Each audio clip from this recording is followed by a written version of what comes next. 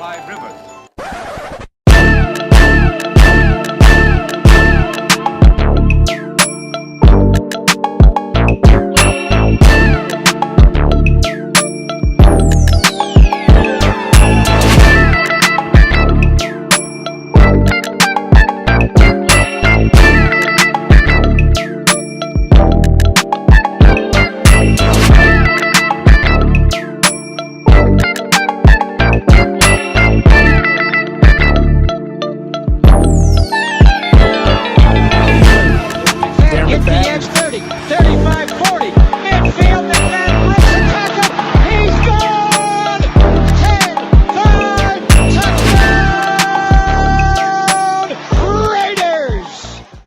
Years ago, when we came to Los Angeles, I really believed that the greatness of the Raiders would be in its future.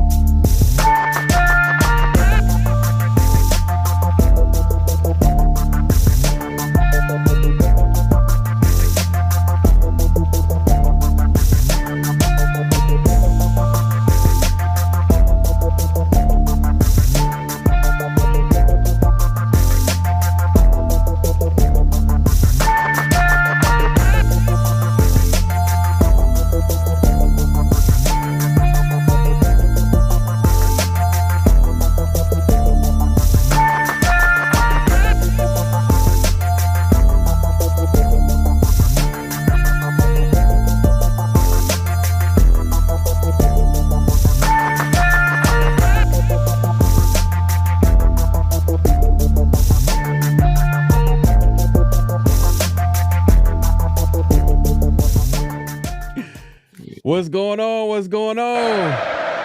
We back. You already know what time it is. Oh, you didn't know? 50-50. Welcome to the 50-50 Show with PharoahNFL and the Severe Raider, the realest show for Raider Nation. The perpetuation of the greatness of the Raiders to take a professional football team and give it a distinct characteristic that's different from all others. Make sure to clock in, like, comment, subscribe, and hit that notification bell. Raiders! You already know what time it is, man. Hey, make sure to clock in. We are going live on both our channels, man. Make sure to clock in, hit that like button, hit that subscribe button, hit that notification bell. We appreciate everybody coming through. Man, another week, another loss, man. 4 straight losses for the Raiders. Yeah, man. At this point, man, it's really tough to watch these games, man. I'm gonna be honest with you. I watched the game. I watched it. I know everybody watched it that's watching this show, but it's tough. It's tough, bro. It's tough, especially with the quarterback play, the offensive. We'll get into it, man. We appreciate everybody coming through. We gonna get into the night crew in the building, man. Mario Jr. in the building. He just says Raiders, man. Just Raiders. He didn't even say Raiders. He just says Raiders. But that's where we at this point, man. People just kind of they feeling down right now, you know. But hey, these losses might mean that the Raiders get their franchise QB. There might be a silver lining. Mark says third like of the show. There you go, my guy, man. Hey, man, gotta give you a salute, man.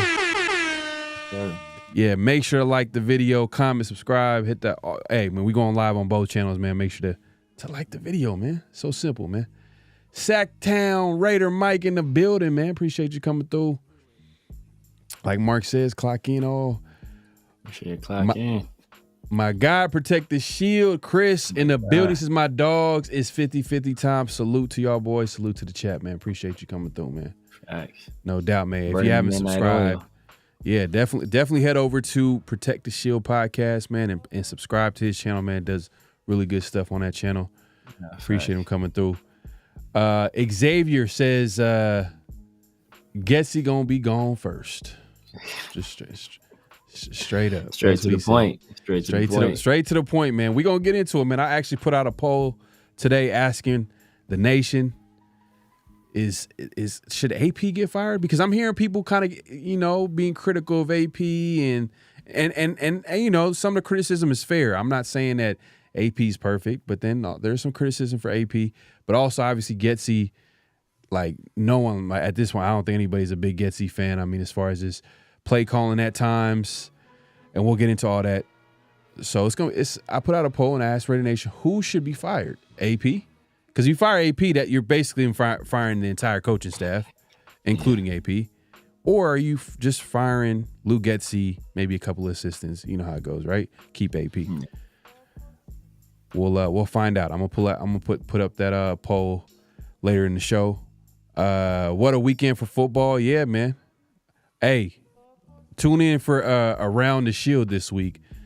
We gotta reveal the winners and losers from the game picks this week, man.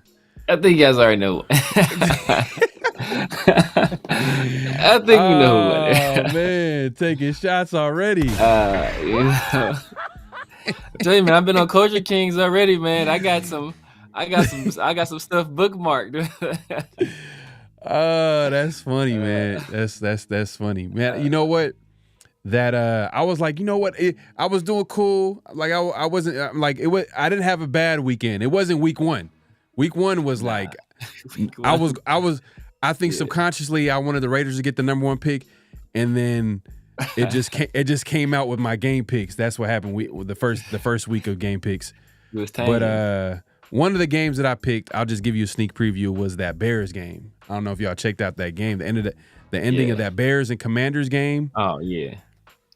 I'm watching it. I'm like, you was feeling good. You was I'm like, good. Oh, okay. I'm looking at like, Caleb Williams didn't have a great game. He didn't have a lot of time. It was pressured all game, but he's driving them down. Drives them down and leads a touchdown drive. They take the lead late. I'm like, oh, it's less than like how many seconds left on the clock? All right, yeah, this is gonna be tough for Jaden Daniels to come back and bring this, because it's got to go to, man, it's basically Hail Mary time, and that's exactly what happened. And man, that was crazy, man. You know what? Is that one of our flags on the play? That got to be one of our flags.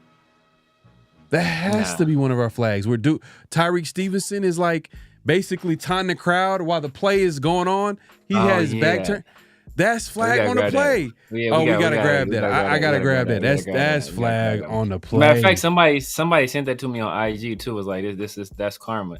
What's crazy is that I was watching the game because my son had his homecoming game on Sunday, and they had a tough loss, or whatever. So after the game, I took him. I took my daughters. Took him out to eat. So we was in a restaurant. And the game is up, and I'm watching it, and I'm like, dang, you know what? Like, they about to lose. Then as soon as he caught that in the middle of the restaurant, I jumped up like, yeah, I was screaming. Yeah. Everybody was looking at me. And I think I text you. I think I hit you up. I was like, man, like Jaden Daniels is that, but I forgot that you picked the Bears, so I know you was probably sick. Like, I was like, yeah, because after that I was like, just tune in, man. Around the Shield this week, y'all see the picks and stuff like that. So we'll have a good time. That's pretty much what we're kind of like enjoying the season is the for us is the game picks. I'm enjoying the game picks, just paying attention to games. I'm not doing any fantasy. I like early in the season I was doing a little bit of fantasy, but I was really paying attention to it. But like the game picks, I kind of like that. Like it's kind of a little nice little wager with the hat. I'm just hoping, man. I already know you're gonna want a red hat, you know what I'm saying? So I'm not gonna. You already know. You already know. Hey,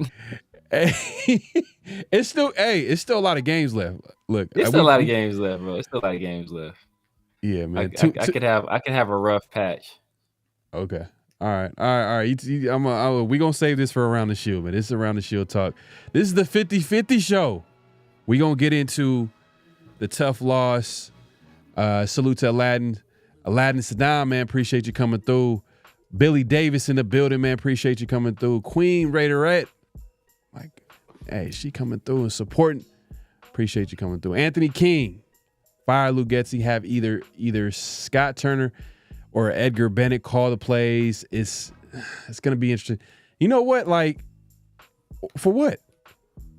Yeah. What? Like, what's gonna happen? Like, you think the season's gonna turn around? Like, when you fire your offensive coordinator, this is his offense. Like, we seen what happened when we fire OCs in the middle of the season.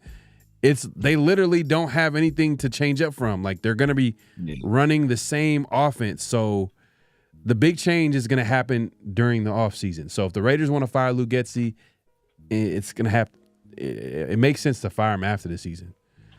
And shit, if you want that number one pick, you know what I mean? You want that number.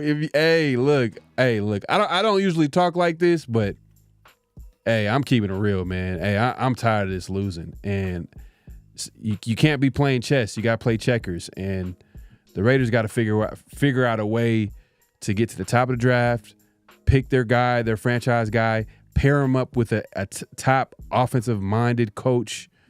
Whether it be young, preferably if we can get a veteran in there so that he could stay in there for a while and groom the quarterback and have him comfortable in the offense. That's what I would like to see, and I know, that's preferable. I mean, I don't know what the options would be for maybe. I mean, we'll get into that. There's gonna be plenty of time to talk about that. Man, we got everybody pulling up, man. Make sure, like I said, make sure to click and hit that like button, hit that subscribe button, hit that notification bell. Let's just get into it, man. The game, fourth straight loss for the Raiders. Tough game to watch. Defense, you know what? 2 straight weeks where, I felt like they played well enough to win, like straight up. Like they did their part. It's just the offense is just struggling right now, and part of the reason, obviously, is Minshew, but Minshew kind of started the game well. He didn't play to begin with. It wasn't, and then after a certain point, he kind of struggled, a little dinking and dunking, and then eventually he turned the ball over, and the rest is history. I like that. Tyree is out here making plays. Got a sag, making plays in the run game. I'm like, all right, Coach Tyree. Hey, man, that's what I like to see, man. Tyree getting better. If there's gonna be a silver lining this season, and we see some of these young players develop, that's just gonna be even better for the future of the Raiders, But yeah, man, it's tough to watch. I guess a good example of last week's game would be this right here. Look at that man. Look at that man. On third down. Was this on third down? I think this was on third down, right? It was. He had 2 plays. He had 2 plays out there. He actually ran a route. 2 routes. Looking clean. Yeah. We call him sweet feet. Sweet feet there. You have to look at that stance, bro. Look at that stance. That stance is clean, man. That's textbook stance right there, brother. If y'all don't know, man, this is an actual play from Sunday where they lined up offensive tackle, right tackle Thayer Munford on the outside, and this was a third down play. And I think this is the play that he fumbled. Was this the play that Minshew fumbled? This is the play that Minshew fumbled. He was out wide 2 plays in a row, though. That's the thing. He was out wide 2 plays in a row. The first one, I think we threw a pass to. Forgot who we threw a pass to. We threw a pass to the other side of the field. And then the second play, Minshew tried to scramble and that's when he fumbled. But not there. Look at that man. Look at that man. Look at that man's stance, brother. Hey, positional change. Because I mean, bro, get him out there. I mean, Glaze is probably going to be the future right tackle. From what it looks like. I mean, he struggled this week, but I mean, I can't really get mad at him. I mean, Chris Jones was lining up everywhere. They literally out there too. Carla, you know what I'm saying? Like it's rookies are gonna have some tough games. You know what I mean? That's part of their development process. But I think Glaze early on looks like he might be a good player at that right tackle spot.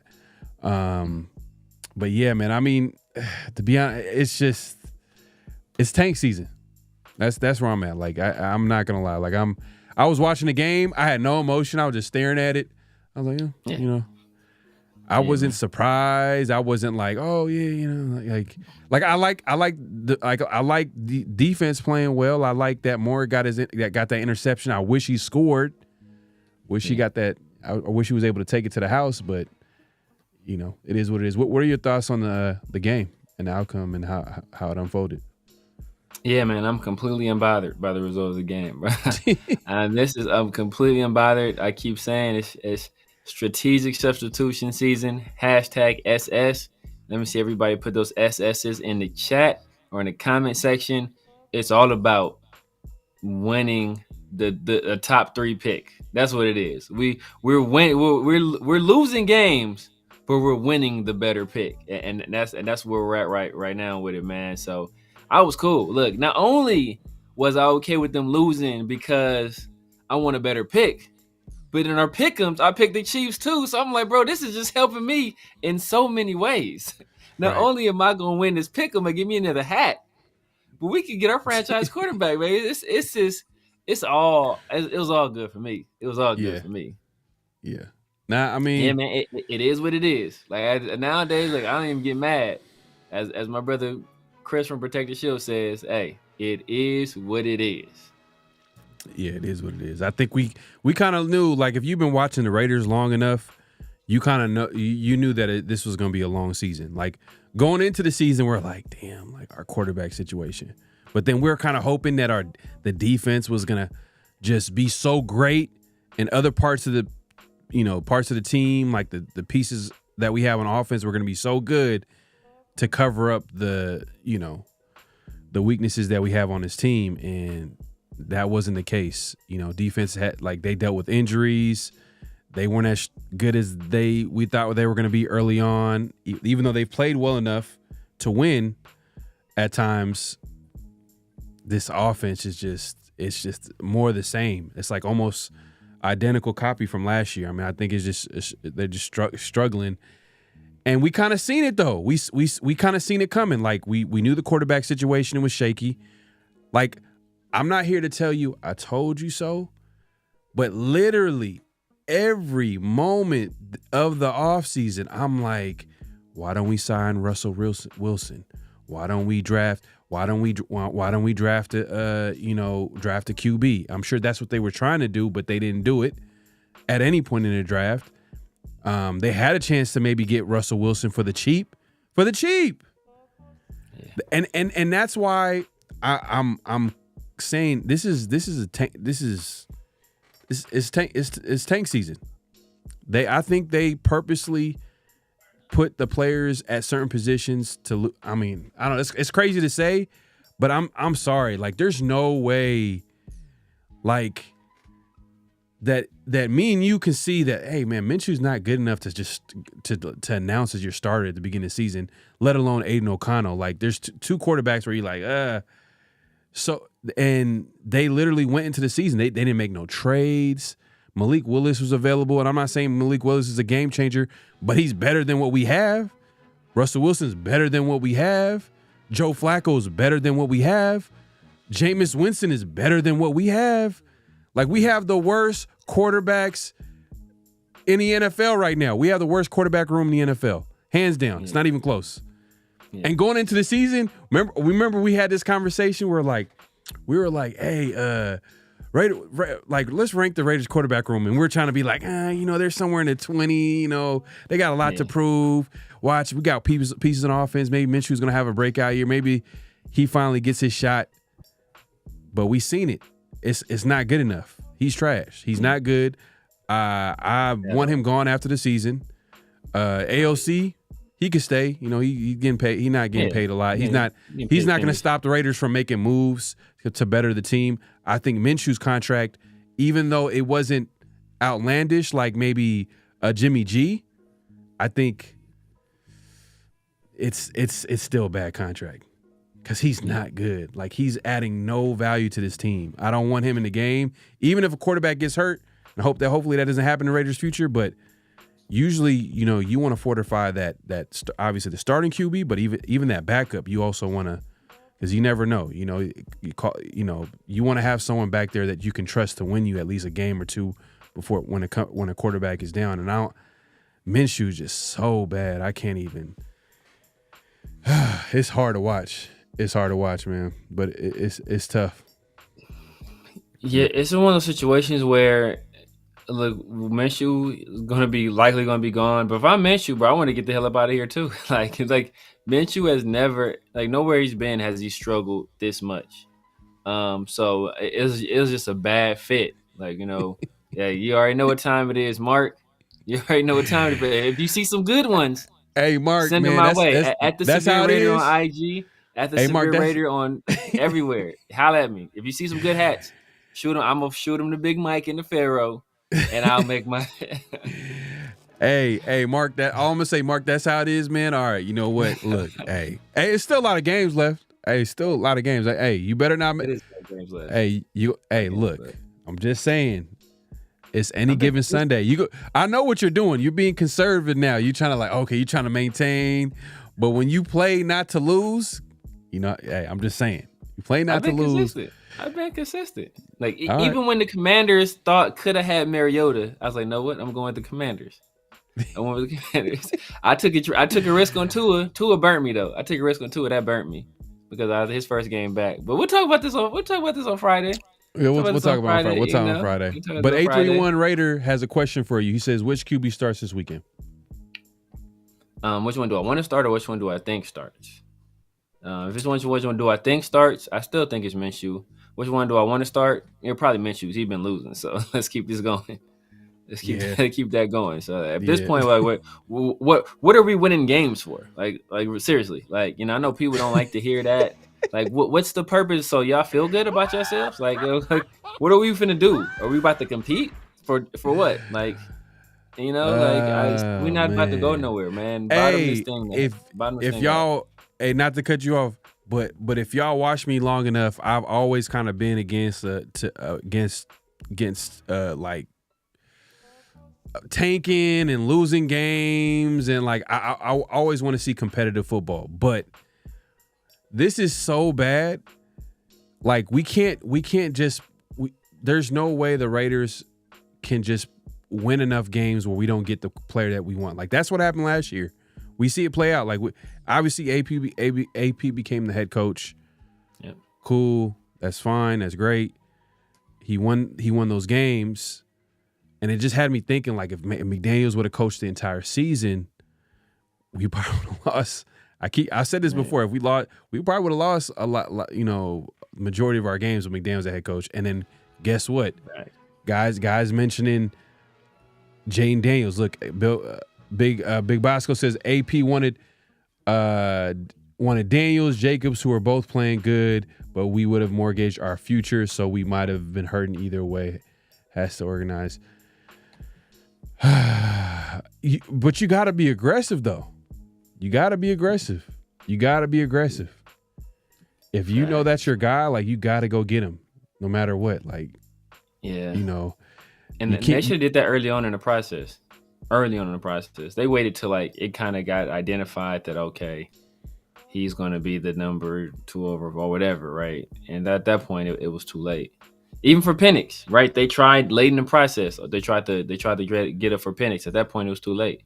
If you identified them as your guy, they kind of try to play the game of we're gonna wait for him to fall to us, but they should have went up and got him. like we did in our mock draft, as a matter of fact. My guy Sacktown, man, with a super chat. Appreciate the super chat, my guy. Sacktown Raider Mike says, Pharaoh Severe Less, a.k.a. Pinhead, was released from ICU today. Told me to tell y'all how you felt. Hey, man. Hey, hopefully all is well. Pinhead is that his name in the chat? When he, I'm trying to think, like, is that in the chat? Yeah. But, like, salute to him. Hopefully he gets better soon, man. That's, health is wealth at the end of the day, man. But appreciate the super chat. Man. And prayers to him, man.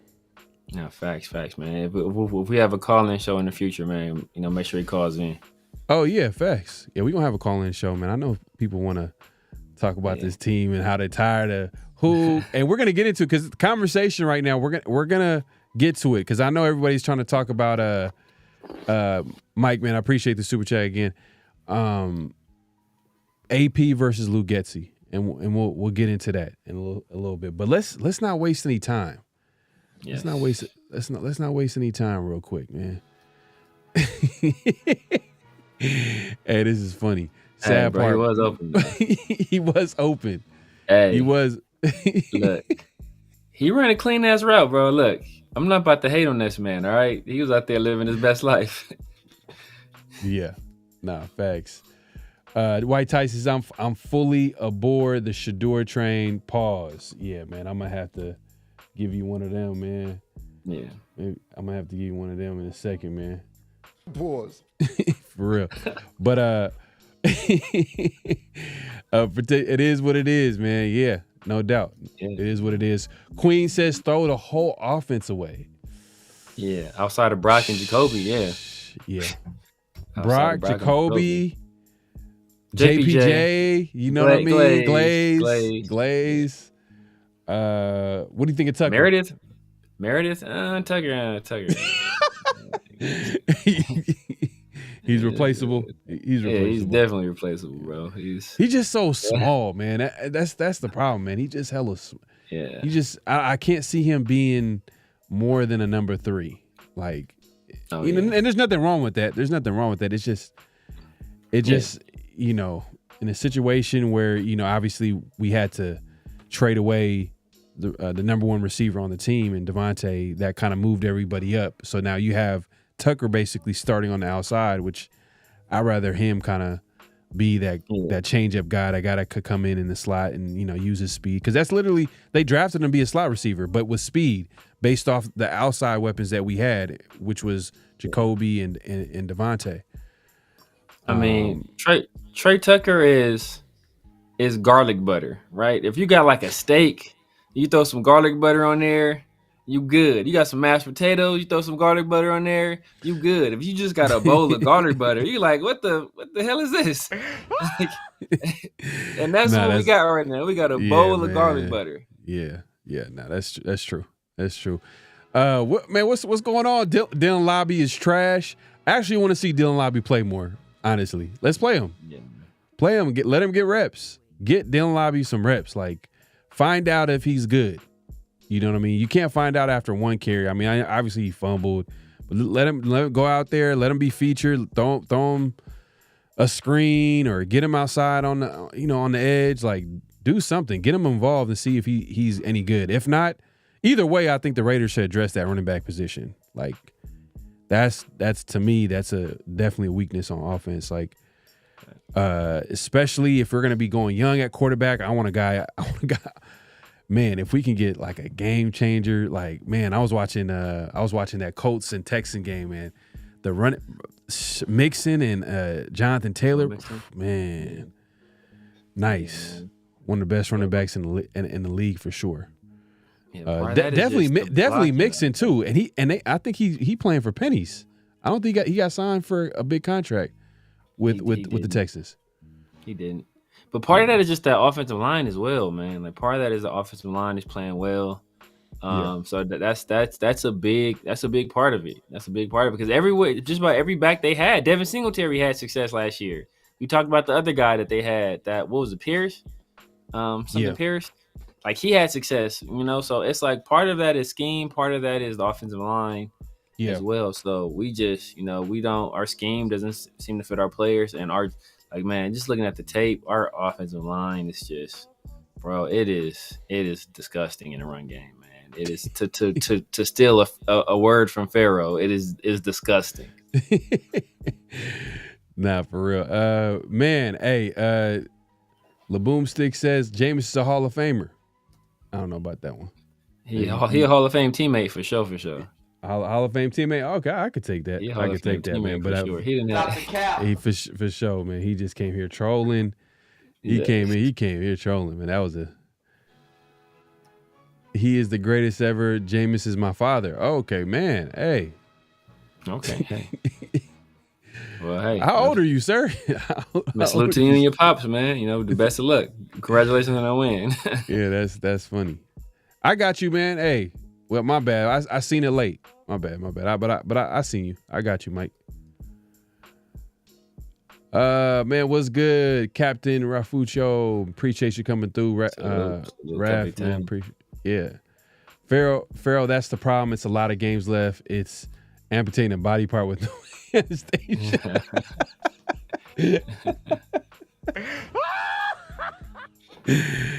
Oh man, it's tough, bro. It is so ugly to watch. And the thing is, this is familiar. It's not as bad though. It's not as bad, but this is familiar to them dark years. And some of y'all, I don't know if I think we got some people that's seen a whole lot of football, probably more football, obviously more football than me. You know what I mean? Like as far as like, I think for me it was more. My time was more like 02, late 90s, early 2000s, and above. I know some people people who watch the Raiders back in the 80s, 70s. Like, hey, they was good though. They was good. Y'all seen some winning football, and I seen a little bit of winning football. And then when I say dark years, I'm talking about like after that Super Bowl, or after that Super Bowl, after that 03 season, because we went in 03, the Raiders went 4-12. And then from there to like, bro, that's to win to now. What the here to now. We've had like we picked our head outside of the hole like once or twice to see what's going on, and then it's been all dark since then, bro. Somebody flashed a flashlight in our face once or twice, but ain't been no sunshine over here for a long time. Oh, I got you. Oh, okay. I know. Okay. Oh, okay. I know what that is. Yeah, man. Man. Hey, hopefully he gets back to health, man. But appreciate the super chat and appreciate you shouting him out too, man. That's real cool, man. But I was gonna say, when I meant them dark years, I'm talking about like when the Raiders were going 2-14, quarterback play. We're running the bed and breakfast offense. Y'all know Art Shell, head coach you just mentioned. Like that was like there was no hope. Like literally no hope. Like I think the best thing about like those years is probably the offseason. Which is still the case nowadays. Yeah. And I get where you're coming from. Like literally most of the Raider fans' excitement is like the offseason. And then once we get to the season, we just get let down. But hopefully it's going to get better. Hopefully they can get that quarterback position, and then we improve the coaching staff, and how we do that is the question. Because with obviously Tom Brady coming into the building and all this talk, and people question AP as a head coach, and his game management is kind of questionable. But it's not even him. It's not even him. Like people are talking about AP managing the game. It's a guy that they hired to manage the game. Matt Sheldon. And it's his first year doing it. He's never done it. So I'm like, if he's never done it and it's not someone experienced, then AP should just do it. Yeah, basically. I mean, it's ironic that you talk about us winning 2 games under our shells. There's a strong possibility. Yeah. A strong possibility we win 2 games this year. So, I'm here for it. If whatever's going to guarantee, look, we got to get in front of Carolina. Whatever's going to get us the best chance at a quarterback, I am here. The number 2 pick in the draft last year, look at where the Texans is at. The number 1 pick this year, and with Caleb Williams and the Bears, and the number 2 pick this year. Look where those teams is at. Hold up. Yeah. Yeah, and the thing is too, like the Jets, for example, right? I thought that we weren't able to get. There was a possible chance that we're able to get Devontae Adams for maybe if he plays well enough, or the Jets somehow become good. This is this is when obviously when the trade went down. I'm like, all right, you know what? Yeah. Maybe that pick could turn into a second. And then Raiders, obviously they're not going to be in the top of the draft. They're going to win a few games, so then they're going to have some trade ammunition, some trade compensation from that trade. Man, the Jets are looking terrible. Is he going to sign a contract? I don't think he's going to sign an extension. He can't really sign an extension with the Jets.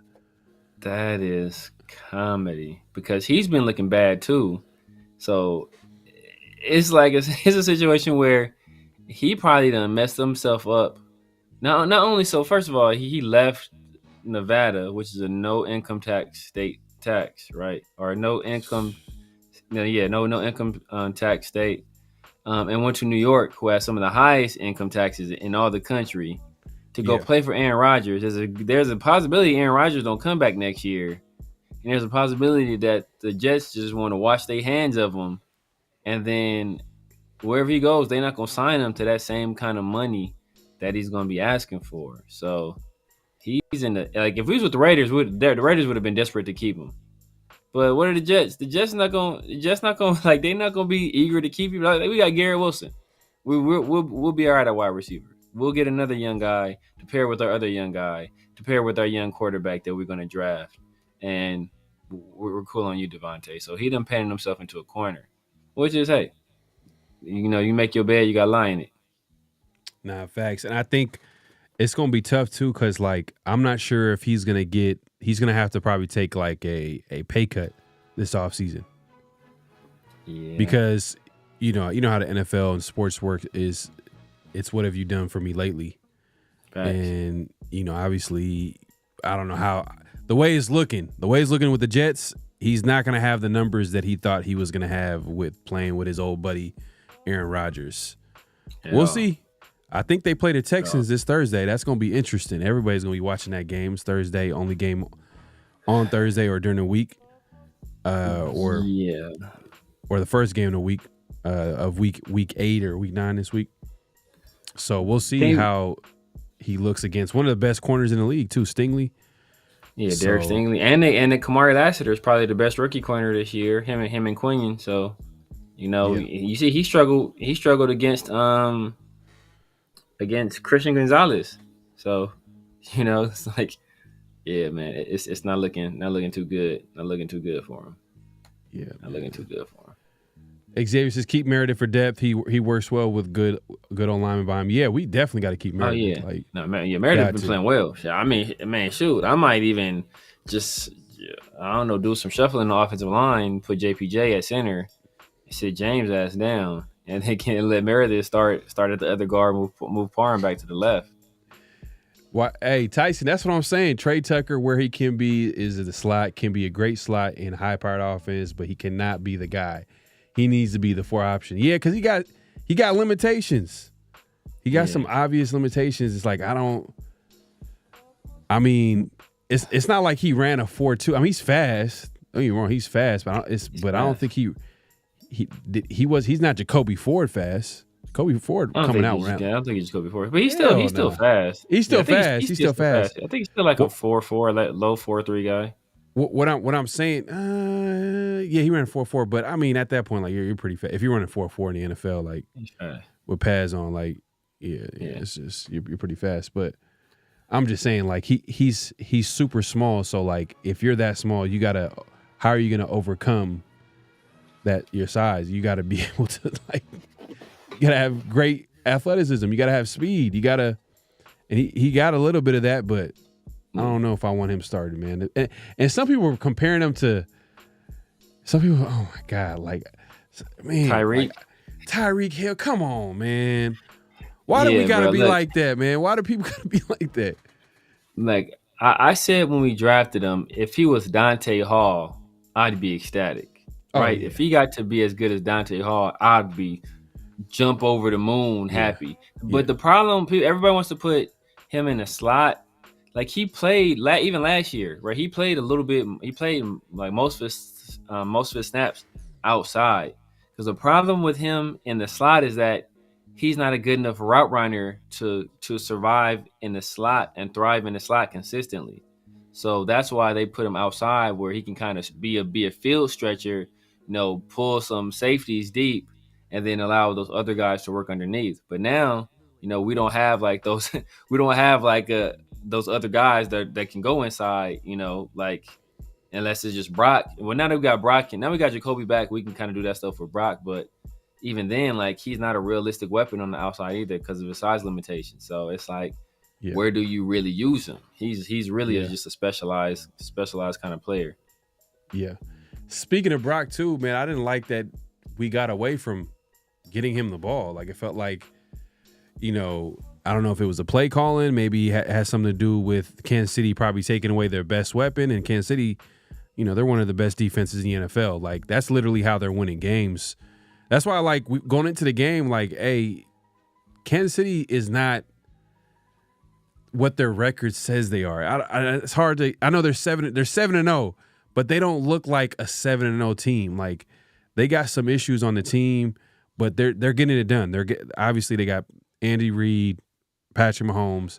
That defense is rolling, and I didn't like that Brock didn't get his first catch.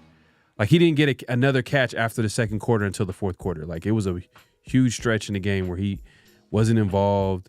You almost forgot that he had 3 catches or 2 catches to begin the game, and after that, like it was a huge disappearing act. And I think maybe you could probably put that on Getsy, maybe. You know what I mean? Like get your playmakers the football. Like try to find a way to get them the ball. I mean, or it's tough because obviously teams are gonna now figure out like, hey, okay, Devontae not here. Who's the best weapon? Oh, okay, Brock Bowers, and Brock Bowers has to also figure out like, all right, how do I get open against double teams? This is a great experience for him.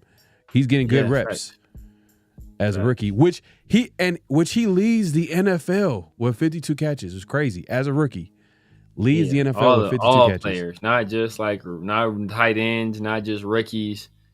All players, period. He leads. So, I mean, it's a good experience for him. I mean, just looking at the tape, most of the issue with him not getting the ball more was Gardner Minshew. That was most of the issue.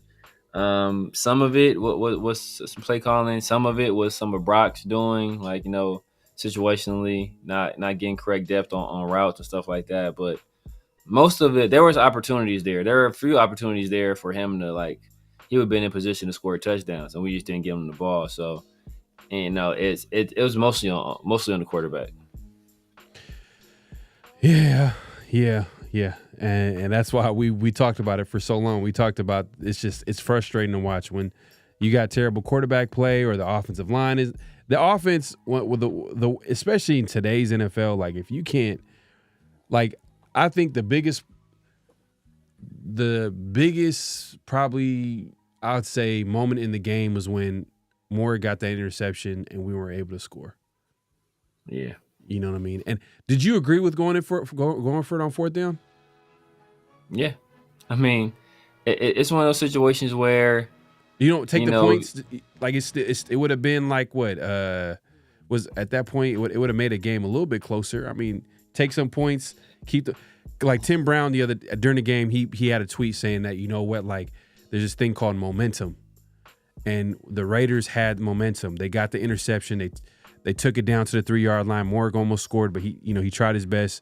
We're able to get the ball to the 3-yard line, and obviously the Raiders could not get in. First down, second down, third down. Like, as a coach, do you think that he should have probably, like, you know what, like, I understand what he was trying to do, but at the same time, like, it just didn't feel right. So even if you talk about momentum, right? Like the Chiefs stopping us and holding us to a field goal, that still creates momentum for them. Like that's still you get the ball at the 3-yard line and you don't score a touchdown. that's still a huge momentum lift for them regardless, right? Right. And you look at like if you're the Raiders, I made this example like you've gambled before, right? You gambled before, like whether that's on betting on games or going to Vegas, playing the tables, whatever. Right. Like once you win, you're like, okay, dang, well I can take this money I have right now, and I can go gamble some more, because this is how I'm playing with house money now. That was a possession we shouldn't have had. That was an extra possession that we created ourselves. And we got an interception and we got it down to the 3-yard line. This is a situation where, first of all, our defense is playing well. So if we don't score here, they still got to drive the length of the field. And if we don't score a touchdown here, then we don't deserve to win this game. So I'm going to exhaust every resource I have, which means all 4 of my downs to score a touchdown here. If I can't score a touchdown from my own 3-yard line, the game is done. It's already over. We don't deserve to win if we can't score from the 3. And we couldn't score from the 3, and we lost because we deserve to lose. I hear you. I would have took the points. I would have kicked the field goal. Like I would have got some points. Like you said, it was an extra possession. We would have got 3 points. The game would have been a lot closer. The momentum, at least the defense would have fed off. Like, all right, we made something out of that possession. Instead, we got nothing, and that was deflating. And that literally, to me, after that, like it was downhill. Like, you know, Chiefs smelled blood in the water. Marched down the field, got some points, scored. Game was pretty much over. I mean, when I seen that, when we couldn't get any points from that, I was like, all right, yes, it's game over. Like, how do we recover from that? Like, mentally, like, how do you recover from that? Like, especially the defense, offense. There is disgusting. So if it's selling for a 3, the selling for 3 right there, it is, bro. That's just it is. You know, it's like, yeah, I got 3, but it's like, damn, dog, we selling we kicking a field goal right here. I bet you. Look, and this is, I bet you anything. Like everybody right now is saying that, saying we should have kicked the field goal. Those same people would have started booing as soon as the field goal unit started marching out to the field. They would have booed. Queen, take this back, please. I don't, please. don't say take it back. In Raider fashion, we'll get a first round pick and still not draft. Man, that'd be terrible. I don't want to. I hope it doesn't. That's not the case. Because last year I was surprised. I was really surprised. I was surprised that, you know, obviously the Falcons were able to take a quarterback at number 8 after. You know, that was probably the biggest surprise of the draft. If you want to be honest, like, you pay a guy $108 million in the offseason and draft the same position in the draft, like, it's crazy. And then what's even crazier, the Raiders didn't draft any QB. They thought, oh, well, you know, our quarterback room is solid with AOC and Minshew. Like, that's what I'm saying. It's a tank job, bro. This is part of the plan. This got to be part of the plan. It has to be. It has to be. There's no way you could say that Minshew and AOC, that room right there, that is good enough to win. Before the season, they you know how much time they had to think about it? They had plenty of time to think about it. So they're like, you know what?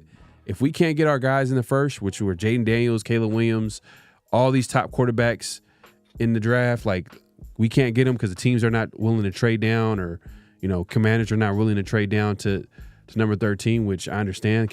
Look at what Jaden Daniels is doing with that team. Yeah. The Raiders maybe are like, you know what? We're going to have to shoot our shot next year. Look,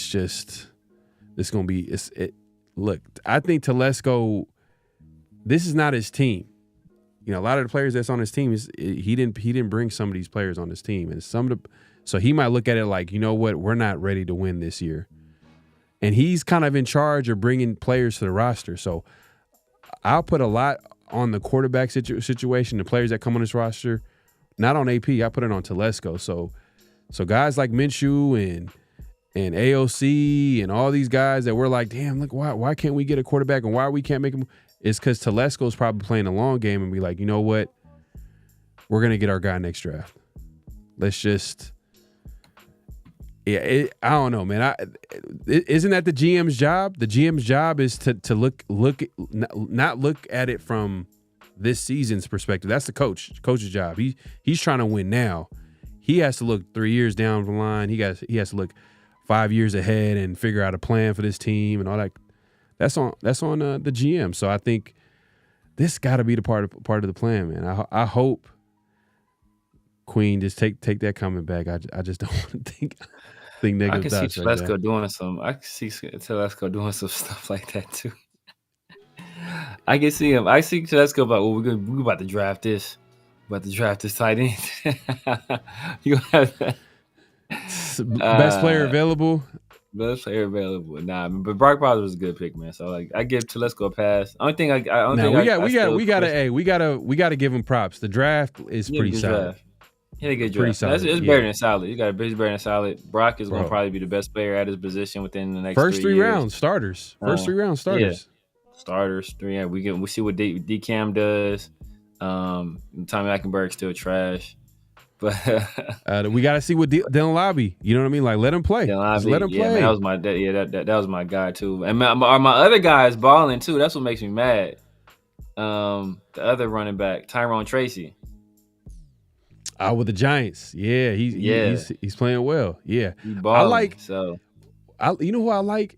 That's kind of that's a young player, Bucky Irvin, the running back for the. I remember you were talking about him pre-draft too. He's nice, bro. He's nice. Yeah, he's nice, bro. Shifty, fast. Yeah. He's kind of the prototypical third down back. Probably what Lobby's supposed to be for the Raiders, like how they use him and.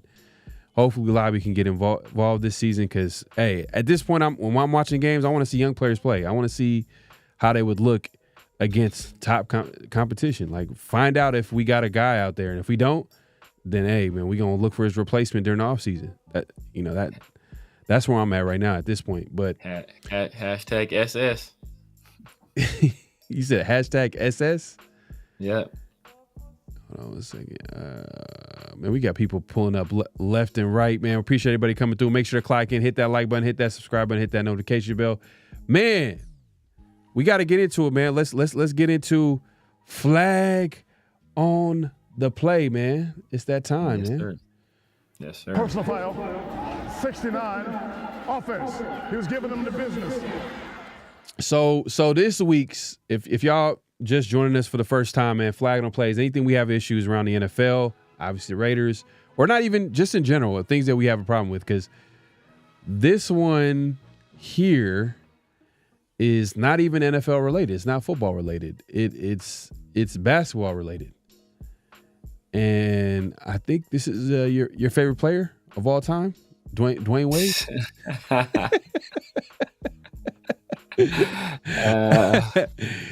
So recently they unveiled Dwayne Wade's statue, and I'm gonna let y'all be the judge of his statue here. I'm gonna go ahead and share the screen. Just let me know. Does this look like Dwayne Wade?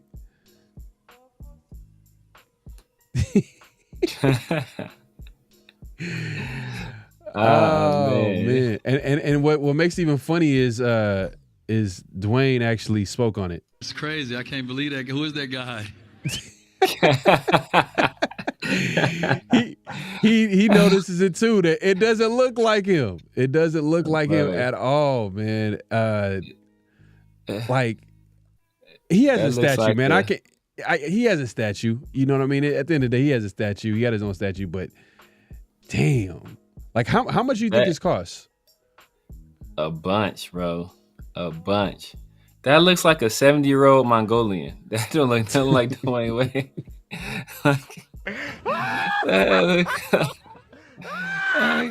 That's crazy, bro. That is crazy. Oh man, he does not like this looks like an evil villain in some movie. I don't know who, but it's man. They definitely like, flag on a play. Whoever did this. Man, Dwayne, hopefully he learns his lesson. Do not hire your friends. Do not hire your friends, man. Hire the professionals. But yeah, definitely flag on the play, man. This is interesting. I'm trying to think. The last time that I seen a statue in the NBA was probably Kobe. Yeah. Kobe statue, I don't know if Kobe statue was kind of like, it was all right. It That wasn't pretty this rough bad. too. It wasn't this bad. It was though. not that bad. It's not It that wasn't bad. this Kobe's bad. pretty rough too, though. Yeah. So, man, like I don't know whoever makes statues must charge a lot of money because they definitely not getting them. They're not hiring them to do these statues. It's crazy. But to be honest with you, you don't really see statues really look like the actual person. Like even the Hall of Fame, when they go to Hall of Fame and they do their they really don't look, to me, in my opinion, they don't even look like them. They look at the players at all. They do better, man. They look better than that. Like you seen Ed Reed's Hall of Fame statues on point.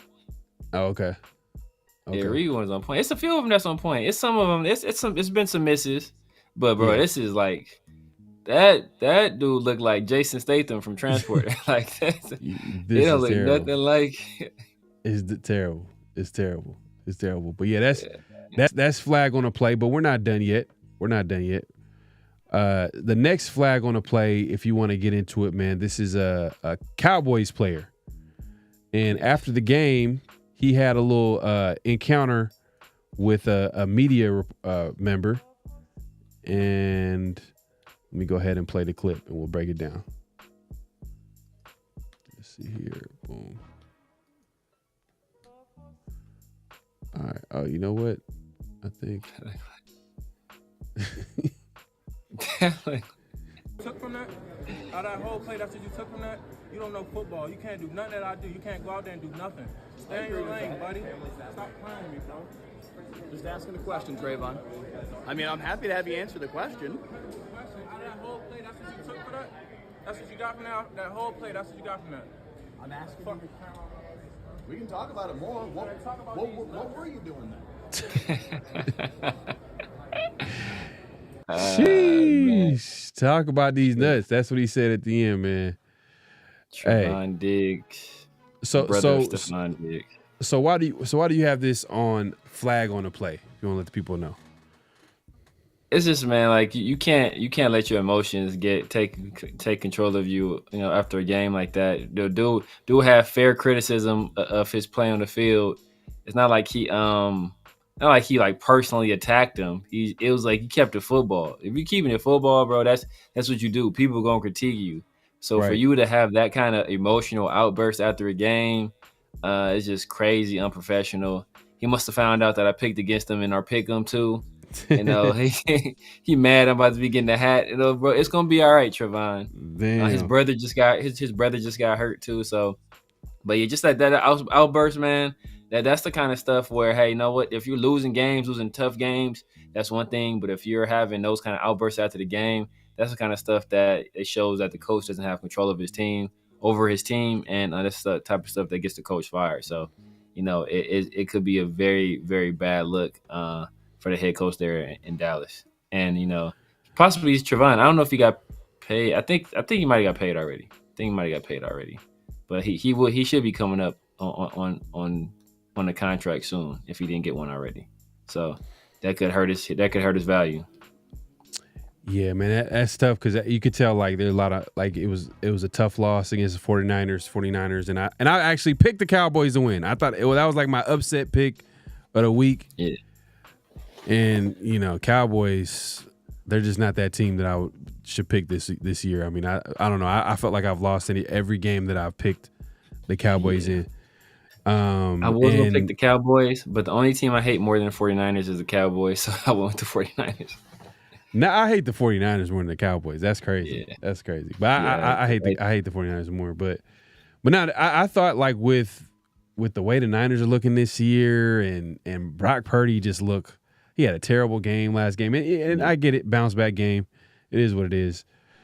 But I thought the Cowboys could just come in here and just like, have a win. But like, hey, look, they got their own problems. Who cares? Flag on a play on Trayvon Diggs. He just took on the chin, man. Sometimes when you lose, man, like, hey, you gotta be accountable. And I think that like if someone has a fair criticism, you shouldn't be reacting that way. But it was funny though. It was funny. It was hilarious. It was funny. It was funny. That's gonna be one of those things that live on forever. People will pull that up. We can talk about these things. All right, man. So For real, they're gonna be talking about that for a while. But we got one more flag on the play this week. This week's last flag on the play is our guy AR. I was gonna say AR-15, but he changed his number to AR-5. Yeah. Anthony Richardson, who was recently benched by the Colts. Crazy. Second year. He was hurt most of last year, and he's benched. I'm like, which I don't understand. At the end of the day, and that's we'll talk about that in a second. But this is what the flag on the play was. It was after the game, and they asked him a question about during a 3rd down and goal situation, where it was like on a 20-yard line because of penalties and stuff like that. So it wasn't like it was 3rd down and goal on a 5 or 10-yard line, but he was asked why he wasn't in the game, and this is what his answer was. So here it goes. Let's see. Man, tired. I ain't gonna lie. That was a lot of running right there. What I did, and I don't know if you heard that first time. I ain't gonna lie. That was a lot of running right there. What I did, and I don't think I was gonna be able to go that next play. So I just, just told Sam I just needed a break right there. Man, tired. I ain't gonna lie. So his answer that he pretty much pulled himself out the game. See, so this one I'm gonna let Severe lead the way on this one because. Like, I understand why this would be a flag on the play because, critical part of the game, 3rd down and goal, you take yourself out the game, especially at quarterback, which you don't really see too often. Like, at that position, you don't see the quarterback taking themselves out. They usually play all the snaps. Like there's no – quarterback's not going to be like, hey, take me out and put in the backup QB real quick. Yeah. But he was honest. He was definitely honest. But it's tough, man. I thought that he should have probably played that down. They should have ran the football. But I mean, what are your thoughts on it? Yeah, man. I've been watching football for a long time, and I cannot think of not one time, not a single instance where a quarterback was like, yeah, man, I told the coach to take me out the game because I was tired. Like, you're a professional. And it's not like like you don't get, time between plays to catch your breath, right? It's not like you got to, it's not like it's basketball where it's or soccer where it's constantly, movement, free-flowing. You get, a whole 30 seconds in there to catch your breath. Or if you're that tired at that critical juncture of the game, call a timeout. Hey, we need to regroup, get a good play in here. We got an opportunity to move the chains or to score. Let's get a timeout. Make sure we get the right play. I recover my breath, right? But to take yourself out the game because you're tired, first of all, that reflects poorly upon you and your conditioning, because you should be able to run 40. You should be able to run 50 yards, right? 50 yards at a full sprint. And if you're a professional athlete, and be able to recover in fairly short order, especially when you're probably not going to have to run that same distance again. So it's just a bad look, man. This is a bad look, and it's just, it's no surprise that shortly thereafter, it was announced that he was benched. Real quick, back. William says, looks like Lawrence Fishburne. He's talking about the statue. Lawrence Fishburne, yeah. Rated Tape said, salute to Raid. He says, Allen Iverson.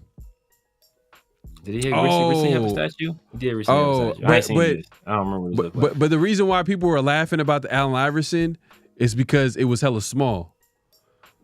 So they had a big ass crowd and they unveiled it and it was hella small. It was a small statue. But the thing is though, what people didn't fail to mention, because we were laughing about it on social media, it went viral. They thought it was hella goofy. Everybody was there and then they just removed the cloth and it was just a small statue of Allen Iverson, but instead of a bigger one. But the thing is though, it was a statue at the practice facility, and it's kind of if you look at all the statues at the practice facility, they're all the same size. Okay. Yeah, the same size. But you know how social media is the internet's undefeated. They see something, they roast it. They roasting left and right. But instantly. But yeah, going back to Anthony Richardson. To be fair, receivers, running backs, tight ends, defensive players that have a huge play, they usually check themselves out. They do it all the time. Like you'll see them like sit out a play or two, and then they'll come back into the game.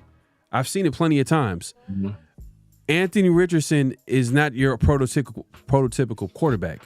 He runs. He one of his best asset is literally his mobility. The fact that he can move around, buy some time, rush from the QB spot. So I'm gonna give him a little bit of a pass or break on there, but then at the same time, just like run the ball, which they did with Joe Flacco. Why don't you just stay in there and just hand the ball off, or like you said, call a timeout? That's a great point. It is what it is. But going back to the recent mention of Anthony Richardson, man, I thought Anthony Richardson at this point, well, not at this point, but I thought that he was a guy I like coming out. This goes back to what I said about even AP. I said, how do you take, and this is maybe your overall shot at how they're developing QBs right now. How do you take a guy that's supposed to be a project at QB, that's going to need some time to develop, and you bench him? You bench him in the second year. And who needs the reps? Yeah. So I don't know who do you think made that call? Do you think it was the head coach? Do you think it was the owner? Someone I think someone big, it got to be the owner or something. Someone might have that's bigger than the head coach, because it makes sense to just let him play. Figure out if this is the guy moving forward. How do you find out a young player that you drafted in the first round who missed the majority of last season is not the guy, and you bench him? I just feel like that's just terrible. I don't know. Colts, they really do a good job of drafting certain players, and I've kind of gave them some. I'm like, man, especially the last couple of years, I was like, there's certain players that I want the Raiders draft. They end up getting them. But I'm like, man, I think that's just a tough situation, man. To me, this is worse than Bryce Young. People were talking about Bryce Young getting benched. Bryce Young was at least coming out. People thought that he can be good early on. Yeah. With Anthony Richardson, everybody knew that he needed time to develop. Everybody knew. He's 20 years old when he got drafted, 21 years old. Yeah. I'm just saying, bro. The thing about Anthony Richardson is that he was he's been incredibly bad. All right. I think at the end of the first half, he was, what is that?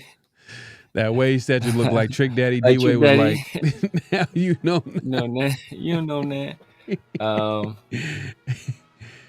I think at the end of the first half, he was 2 for 13. Oh, it was terrible. For 80 yards passing. Yeah. He finished the game 10 for 32. He finished the game yeah. That is incredibly bad. It was disgusting. And we all thought that Shane Steichen was this quarterback whisperer, this QB guru. So you think that, hey, this call had to come from him, because like we said earlier, coaches are win now creatures. They're not, hey, we're not really thinking about the future. How can I win this next game? What gives me the best chance to win this next game? So that's where Shane Steichen's mind is. And Anthony Richardson has just been all time incredibly bad, incredibly bad. And he started out so well last year. It was the first 4 games last year that he was playing well. So I don't know what happened, but he's developing backwards. It is a bad look. Yeah, that stat line is terrible. It was 10 for, I forgot. It was 30 or 20 something. I was like, Lee. But I watched the game. I was watching the Colts and Texans game because I wanted to see damn, this dude on some Jamarcus Russell type of quarterback play. But when I watched it, I mean, it wasn't as bad as the stat line suggested. There were some drops in there. And then also it's on him too, because what he is, he's boomer bust. Yeah. He's aggressive. He's throwing shots down the field. And the thing is, if you're going to consistently throw shots down the field, you're not going to complete like, a lot of them. Like it is what it is. It's just that's the nature of throwing it deep. Like you gotta pick your spots when you do it. And with him, he's launching it every time. He's trying to throw it deep every time, and and that contributes to that crazy stat line. His passing percentage or whatever, his completion percentage is super low. I think it's might be the worst in the NFL. Let me see if I look at. It gotta be the worst. Yeah, let me see. I gotta look that up. But yeah, that pretty much wraps up flag on the play, man. Did you want to pull up the thing from the text from the Commanders and the Bears? Oh yeah, this is definitely flag on the play. Oh man, how do I look that up? Commanders. Man, I might have retweeted that. Let me see if I retweeted it. I got it on what you call it. If you don't got it, I think I got it on IG. Let me see. I think I might have retweeted that.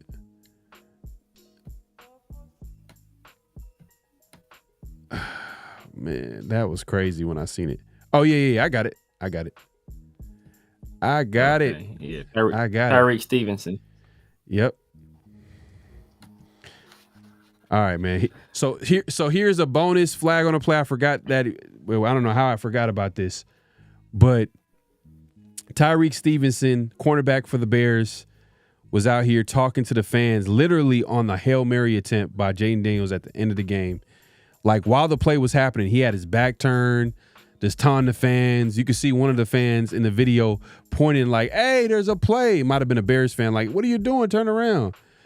And he finally did turn around, but obviously we all seen how the play ended. It was a touchdown. Crazy. But here goes the clip. All right, let's see. Here we go. So here's Tyreek Stevenson on the bottom of the screen. Let me go ahead and play this. So he's talking.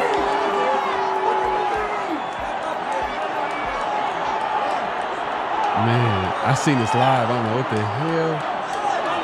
There's no way. Ain't no way.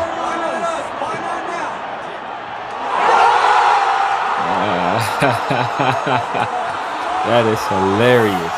Flag on the play. Just look at it. 30 seconds before. Look, the play is still happening. Look, he don't even care. Oh, they said he was the one who tipped it too. He's the one that tipped it?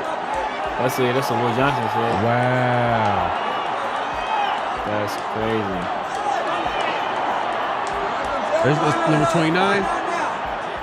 Oh, he did tip it. He did tip it. Oh my God. Oh, bro. That's some, bro. I don't know how good dude it is. Hold up. Number 29. Hold up. Right there. That's him. Oh my God. Yeah. Oh wow. That's mega flag on the play, bro. That is mega flag on the play. This might be an all-time flag on the play right here. That is all-time. That's in the flag on the play Hall of Fame, bro. That is crazy. That is crazy. That's probably one of the worst flag on the play. Because if I was, oh my goodness, imagine if that was a Raiders player. I don't think he would even he might retire because the fans would go crazy. Raider Nation probably would be talking so much trash. Definitely flag on the play. Tyreek Stevenson. Man, I just don't care. You know what I mean? It's definitely flag on the play. I just don't care about the Bears. It is what it is. I was just watching as a fan of the game, and it was crazy to see unfold. But to see that after the game on social media, him just talking trash to his fans and literally be the reason it wasn't just him not paying attention and him talking all that mess and having it on social media and going viral, which makes everything worse after the game and losing that game. But he was actually the reason why the ball tipped in the air. That's crazy. That's crazy, man. Flag on the play, man. He better be good as hell. He better be good as hell, because if not, bro, he getting trips at unemployment line. He better be good. You said Oh man, people are cracking up about the statue. Dawson. That's wild. What's good, man? Appreciate you coming through, man. But let's move it along, man. We got notable quotables, man. We appreciate everybody coming through. Make sure to clock in, hit that like button, hit that subscribe button, hit that notification bell. We're going live on both our channels. So if you haven't subscribed to both, like the video, all that good stuff, man. Notable quotables. So if you want to give the intro to the first notable quotable, Severe.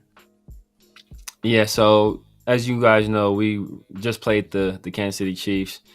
And shortly before we played that game, they made not necessarily a blockbuster acquisition, but they made a pretty big acquisition in DeAndre Hopkins, aka Nook. Who at one point was regarded as the best player at his position in the league. One of the better wide receivers, especially when he was with the Texans.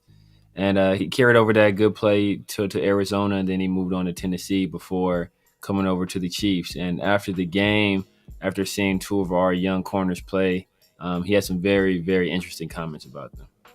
Real quick before I play the clip, what do you think of Hopkins to the Chiefs? Do you think it's going to be a big move for them, or do you think at this point of his career he's not the same player that he was? He's not the same player that he was, but he's better than anything they had. So it was an upgrade. And for a team that's in win now mode, I think he provides something that they really didn't have, which is a contested catch guy down the field. He's a guy that can take a little bit of the heat off Travis Kelce, because you have to account for him. So he's not that same player he once was, but he's still going to be effective. Okay, so here's what Hopkins had to say about the Raiders corners.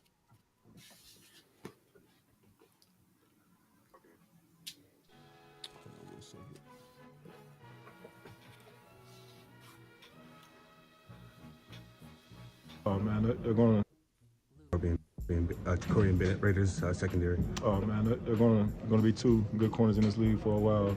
I knew Jack before he came over here, and then Zero is going to be good also his second year. He showed some good stuff on film. Those guys are going to be good for a while. Hey man, high praise coming from one of the better receivers. Probably not the same receiver that he once was, but hey, look, you could tell he was serious about what he was saying. It wasn't like he was putting on a thick. He was like, hey, look, at the end of the day, these dudes are gonna be good for a while. Which, hey, it's a good thing, man. You got some good young corners. I think corner going into the offseason last year, we were like, hey, look, we got some question marks. We weren't sure about Bennett. After his first year rookie, we weren't sure about him after his rookie season. It was his first year. He did, kind of run into that rookie wall. But he did win the job. People forget he won that job outright last year as a rookie, even though he struggled. And then this year he was able to win out. There was a little cornerback position. I think the battle was between him and Faison. Faison, yeah. I think it was between him and obviously Faison eventually got cut. But yeah, man, I like, for me, it's Bennett. I think that guy, I didn't know he's really good. I think the only thing that you probably could say is that he probably is not getting as the turnovers that you would want to see. But as far as holding down that side that he's on, he's doing his part, man. He's doing his part, and I think definitely. And I think with Jones, I think expectations were high for him this year. I don't think he's played bad. I just felt like the expectations were high. He just didn't live up to them. We thought he was going to be the Pro Bowl, All-Pro corner, getting interceptions left and right. But, that hasn't been the case this year. But he's still solid. He hasn't been bad. I don't think corner has been a weak spot for us. But do we have a number one corner, though? That's the question. Do we have a number one corner? No, we don't. We don't. We're hoping Bennett can develop into that, but we don't have one right now. So yeah. Ultimate Raider fan in the building, man. Appreciate you coming through. Turf, what it do, my guys? Salute, man. Appreciate you coming through. If you haven't subscribed, go over there to the Ultimate Raider fan 32, man. Has a great channel. Go over here and subscribe to his channel. But great comment from DeAndre Hopkins. Give us some hope. Raider Nation, we need a little bit of hope, man. It's good. Hey, look, at this point, we're looking to the future and the young players that we have on our squad. I think Bennett is going to be on his rookie deal. Jones I believe next season will be his last year on his rookie deal. Hobbs is on his last year's rookie deal this year, and Morgan as well. So we got all that cap space. Do we bring the guys back? We'll see what Telesco has, because the thing is, Telesco has no attachment to those guys. Like, he doesn't have any type of, he doesn't have to bring them back. He might have his eyes at another guy at a different position. But I think if he was smart, he wouldn't want to ruin the chemistry in that locker room. No, facts. Yeah. I mean, like, neither one of those guys are number one corners. But as you said, I think the unit overall is a good unit. I think and once we get our pass rush back, I think that'll just make the secondary even better, just because, whether that be getting Malcolm Coons back, whether we, invest in another guy, getting Christian Wilkins back, I think that's only going to help the secondary. So it'll be in our best interest to keep that unit together. And, JB is quickly developing into a guy that's probably our best corner. I don't think he's a true number one shutdown corner, but I think he's good enough to be our best guy and for us to still have a good secondary. Yeah, man. So I'm gonna go ahead my guy Pharaoh. No, I'm still here. Yeah. So let's go ahead and go to the next notable quotable real quick. Let's see here. And this is AP. If you want to give the intro to the clip before I play it. Yeah. So it's been a hot topic among Raider Nation, whether that be among the reporters, the fans, and a lot of talk about our offense, and in particular Luke Getsy. And AP gets asked the question here by Paul Gutierrez, who's a beat writer for the Raiders for HBN. Basically, is essentially the question is it play calling or is it the players?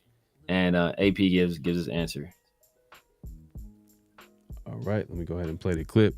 Man, I'm looking at some of y'all. Appreciate everybody coming through, man. Hey, I think Austin has a good comment here. He says, our organization need to take responsibility for drafting projects so high. Yeah, that's true. Tyree Wilson. That's true. Tyree Wilson, Anthony Richardson. You know what I mean? And I'm like, man, whew.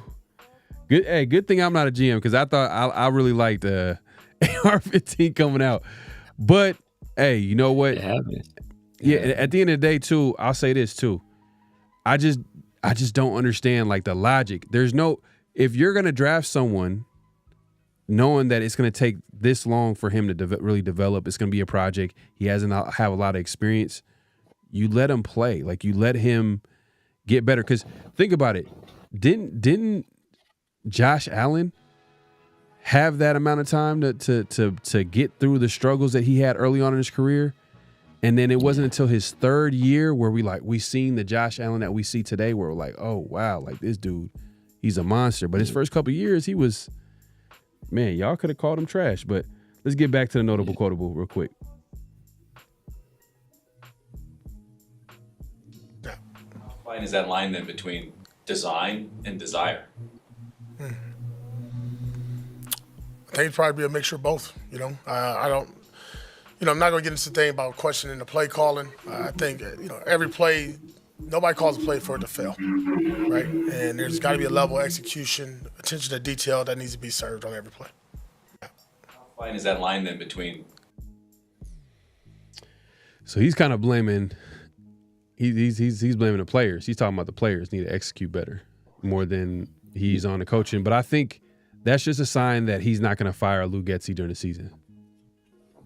You know what I mean? Like, he's not gonna fire him, because if he says something critical about Luke Getsy, then it kind of like makes it a tough situation moving forward. People are gonna speculate, oh, they should get rid of Getsy. So it just makes sense to talk about something outside of Lou Getsy or the coaching staff, and then he'll address that after the season, in my opinion. But what are your take on it?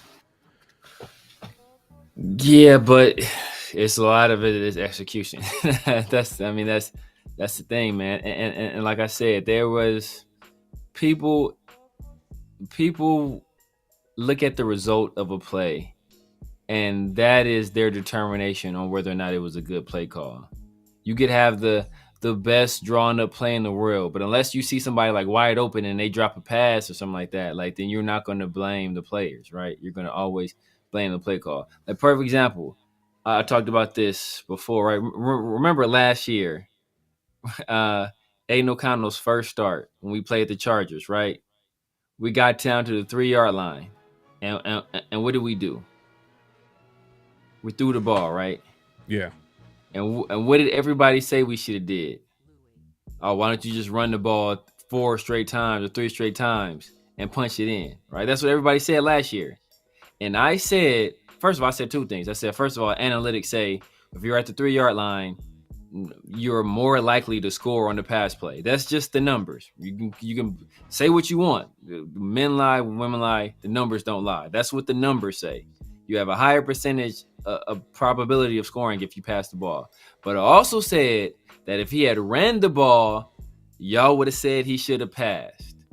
So fast forward to now, same situation. We're at the 3-yard line and we run the ball, and now everybody's saying, why are you running the ball in that situation? Why didn't you pass? Exactly like I said they would do last year. Because people don't look at the play calls. They just look at the result of the play. Mm-hmm. Now, I get that. That happens all the time. We're overly critical of, let's say, for example, like a good example of this is how we're overly critical of the quarterback or the head coach if they do well they don't do as well, or if they play well or the team is winning, who gets most of the credit? The quarterback, the head coach are doing a great job, this, that, and the third, right? So it's just easy for people to blame them because they are the leader of the franchise. They're leaders of their teams. It's easy to criticize something, especially hindsight is 20/20 at the end of the day. So I get where you're coming from, and I think a lot of those details that you're talking about, those details are probably not as clear to the fans as. It's not as clear. You know what I mean?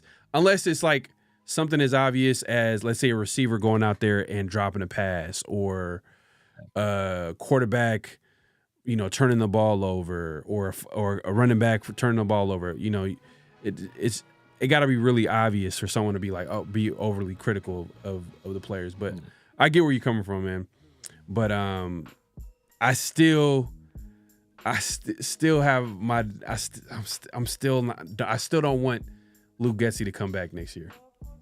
Still don't want him to come back. I mean, because that's an understandable stance. I just don't trust him to develop a QB. I don't want a young QB to develop under him, knowing that he has like certain weak. And it just. Shout out to Big Mike. Shout out to Big Mike. If you haven't subscribed, go ahead and subscribe. He had a great point the other day. And I noticed this too as well, and you probably noticed this, is that like the first few plays from Luke Getsy looks really good. Like his scripted plays look really good. But when it gets to that point where it's somewhere in the middle of the game where you got to make adjustments, you got to adjust to the team and things like that, that's where you can see where he struggles at. Like certain situations, like what was he thinking, like put in a crucial situation, 3rd down, and you got Thayer Munford like lined up on the outside. Like I just don't understand. And especially the Chiefs who like to blitz, like you're not gonna use a Thayer Munford. If anything, you're gonna use Thayer Munford on offense as a right tackle. You're gonna use him on the O-line at least, maybe to protect the quarterback with a team that blitzes as much as the Chiefs. It just. That's where I'm like, I got doubts when it comes to the coaching, and maybe, and we might have doubts about AP as well too. So, and we're gonna get to that in a second. Make sure to click in, hit that like button, hit that subscribe button, hit that notification bell. I mean, what is your take on Getsy so far this season? Like I said, man, it's been a mixed bag, but it's nowhere near as bad as people try to make it out to be. And if you watch the film, you see guys, wide open consistently. Now, where you can criticize them possibly is in the run game. Like I said, sometimes it's X's and O's, and sometimes it's Jesse's and Joe's. And if you don't got the you don't got the horses, it's kind of hard to perform in those certain areas. Like, by perfect example, right? Like, look at Shane Steichen. We thought Shane Steichen was some like offensive guru, right? And now looks like Shane Steichen can't take like one of the more physically gifted quarterbacks in the draft. He's struggling mightily, right? A guy that you yourself said, hey, you know what? Hey, I would love to bring this guy over to my team.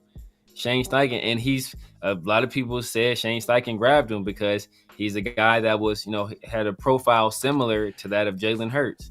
And now Shane Steichen has this young quarterback, and he can't seem to develop him. So, like, is that Shane Steichen's fault, or is that Anthony Richardson's fault, right?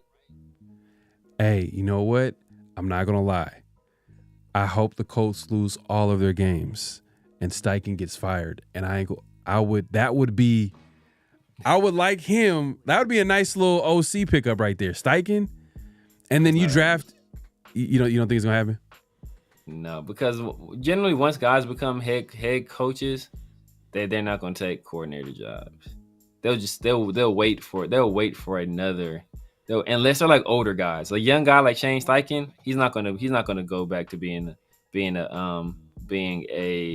coordinator. Generally, that's only older guys. Like or if you're out of the league for a little while, you have to work your way back into the league. Like you look at like they have with Matt Nagy, but Matt Nagy's an older guy. But generally that doesn't happen like that. Like young guys, they'll just wait for another opportunity. But who gets rehired? Like I mean, it happens. It doesn't happen too much. It happens every now and then. But I'm just like, so you think Steichen is going to get another head coaching opportunity? Unless they usually go back. Unless he gets desperate. No, what he'd happens? He'd have to fail miserably. And it won't be this year. He'll have to fail miserably, and he'll be like out of the league for like a year. Then he'll come back in the league as a coordinator. He's not going to be like that very next offseason. I think if anything, I think he's that's when they'll look for it. No, go ahead. No, I was gonna say, if anything, I think when a head coach gets fired, or even a defensive coordinator, offensive coordinator, when they get fired, usually they go back to the position that like made them so valuable to begin with. So, for example, it was an OC. He probably was a great QB coach. So they find that QB spot, get back to doing what they do best, or going to another team and rehiring them. But I think with a head coach, if anything, he's going to go back to becoming an OC. And then look what McDaniels did. McDaniels went from Denver. For example, I'm using him as an example because everybody remembers McDaniels, right? He went from Denver, a head coach, got fired, right? Guess what happened? He went to the Rams, I think, right after as an OC. Yeah, that's true. That's true. No, and now think about it. There's been some other guys. There's been some other guys too. Yeah. Like Arthur Smith is a guy. Arthur Smith just got fired. I don't know. But I don't think he's gonna get fired this year though. That's the thing. They're not gonna fire him this year. Like, I hope, man. That's what I'm saying. I hope he performed well last year. Why do you think? Why do you think he's starting Joe Flacco? Because he feels the pressure. I just think like I said, all coaches are in the win now. They're always a win now, right? They're always in win now situations. Like perfect example, Dave Canales just got hired by, and that's a little bit of a different situation because you never know what the Tappers are going to do. But Dave Canales just got hired by Carolina, and he benched Bryce Young 2 games into the year, right? So it's like you're going to. Your coaches are always in a win now situation. So, but yeah, even if Shane Steichen's not gonna get fired this year because he had a good year last year. So this year, like they'll give him a redo. So if you want to Shane Steichen, you'd have to wait an additional year. So that would be either means you keep Getsy another year, or you hire another guy and then fire him, and then that just becomes a whole nother thing. So we're probably not going to get Shane Steichen. Look, the quarterback that they drafted, this is the quarterback that he signed off, that he wanted at pick number 4 for the Colts. Mm-hmm. He officially said that it's not working. It's not working. So and he feels the pressure. He feels the pressure. If he doesn't win games and let's say, Anthony Richardson, he's not looking good out there, that's a reflection on him. The more Anthony Richardson looks bad, the more the offensive head coach looks bad, because that's the guy that they picked at number 4. So I'm thinking in my mind, I think he feels the pressure because he's going to hey, look, if I put in Flacco, the offense is going to look better. We're going to win more games. That's going to buy me more time. I think he feels the pressure. And I think if, let's say Flacco doesn't work, or Flacco gets injured and Anthony Richardson got to come back and it's a shit show, I think there might be, Steichen, there might be a possible chance. Hey, look, the Colts owner, he'll fire him if he wants to. Look, we have a better chance at Kevin Stefanski. That would be more likely than Shane Steichen. I like Kevin Stefanski as an OC. That would be more likely, because Shane Steichen is not gonna get fired. Know why? Because Shane Steichen, 2 things. Shane Steichen will probably throw Chris Ballard under the bus. It's like, bro, this is your pick, or he'll throw whoever his offensive coordinator is under the bus, and be like, he'll fire that guy. But I'm gonna bring in a new offensive coordinator, new quarterbacks coach, before he gets fired. So both of those things will happen. That's what Kevin Stefanski did with Alex Van Pelt. Like, bro, you trash, get out of here, and get fired him. I like Kevin Stefanski though. I think that would be solid. If he gets fired, too. And the only reason why I'm looking at these guys as OC replacements for Lou Getsy, and actually let's get into what's real, what's not. What's real, what's not. It's where we say a statement. Y'all let us know if it's real or it's not. We also react to it as well. But, we're talking about possible, OC replacements. If the Raiders were to keep AP at head coach, just replace the offensive coordinator. And the route that we're going with is go for an experienced offensive coordinator that used to be a head coach, because now you have a little bit of stability, because they're obviously trying to regroup their career, and they're probably going to stay in a situation for at least 2 to 3 years. You draft a young QB. Now you have the same system. If everything goes well, you have the same coaching staff. There's some stability there. The quarterback will develop under that system. We all know how this league works with these young offensive-minded coaches. If they hit the ball, so to speak, out the park that first year with the young QB, most likely they out of there. I mean, there's been some examples where they stay. Like Ben Johnson, he could have got a head coaching job for the last 2-3 years if he really wanted to, but he's decided he wanted to stay and see the. I guess. Hey man, I respect it. He wants to win a Super Bowl with the Lions, or he's waiting for the right opportunity. Exactly. That's probably that's probably what the real answer is. And that's why people are foolish. They are smoking or snorting meth if they think that we're going to fire Antonio Pierce and hire Ben Johnson. Ben Johnson, who will be able to have his pick of any organization to go to. He's going to go to an organization that's been through 4 head coaches, if you include interims, over the past 3 years. Like, this is the team he's going to go to? It's not going to happen. Hold up, man. Hold up. Will, I didn't know. Say it ain't so. Yeah, man. Chiefs fan here, man. I thought you was a Raider fan. You was up in here in this chat. You was, come on, Will. Man, right. He said D-Hop had 1,000 yards last year with no QB. He'll be real good. Yeah, but he is also basically their only weapon. It was like it's him or Treylon Burks, and Treylon Burks, I think he was hurt part of last year, and he really hasn't just lived up to what people thought he was going to be. People thought he was going to be like another AJ Brown type player, and he just hasn't lived up to that billing. Yeah. Will, first of all, man, I'm disgusted that you're a Chiefs fan. Second, you know what? I can't. Hey, look, I'm not betting against Andy Reid and Patrick Mahomes. You give them a weapon, they know how to use it. They'll figure it out a way. They'll devise a plan. And you got a former All-Pro receiver and DeAndre Hopkins who's still got maybe some left in the tank. They're gonna figure out a way to use him, and I think he might be balling. But I think this week was his first week. He got traded in the middle of the week last season, so this the game against the Raiders is probably not a good judgment of what he can do moving forward, just because he just got there. But we'll see, man. We'll see. I mean, the Chiefs, they just traded for a pass rusher, I believe, from the Patriots. I forgot what a dude's name. Yeah, Uche. Josh Uche. Yeah. So I think he went to Michigan. But yeah. So yeah, they getting ready, man. They getting ready to make that run. Hopefully one of these teams, man, stop them, man. Oh man, I hate the Chiefs, man. I did not know that you're a Raider Chiefs fan. That's crazy, man.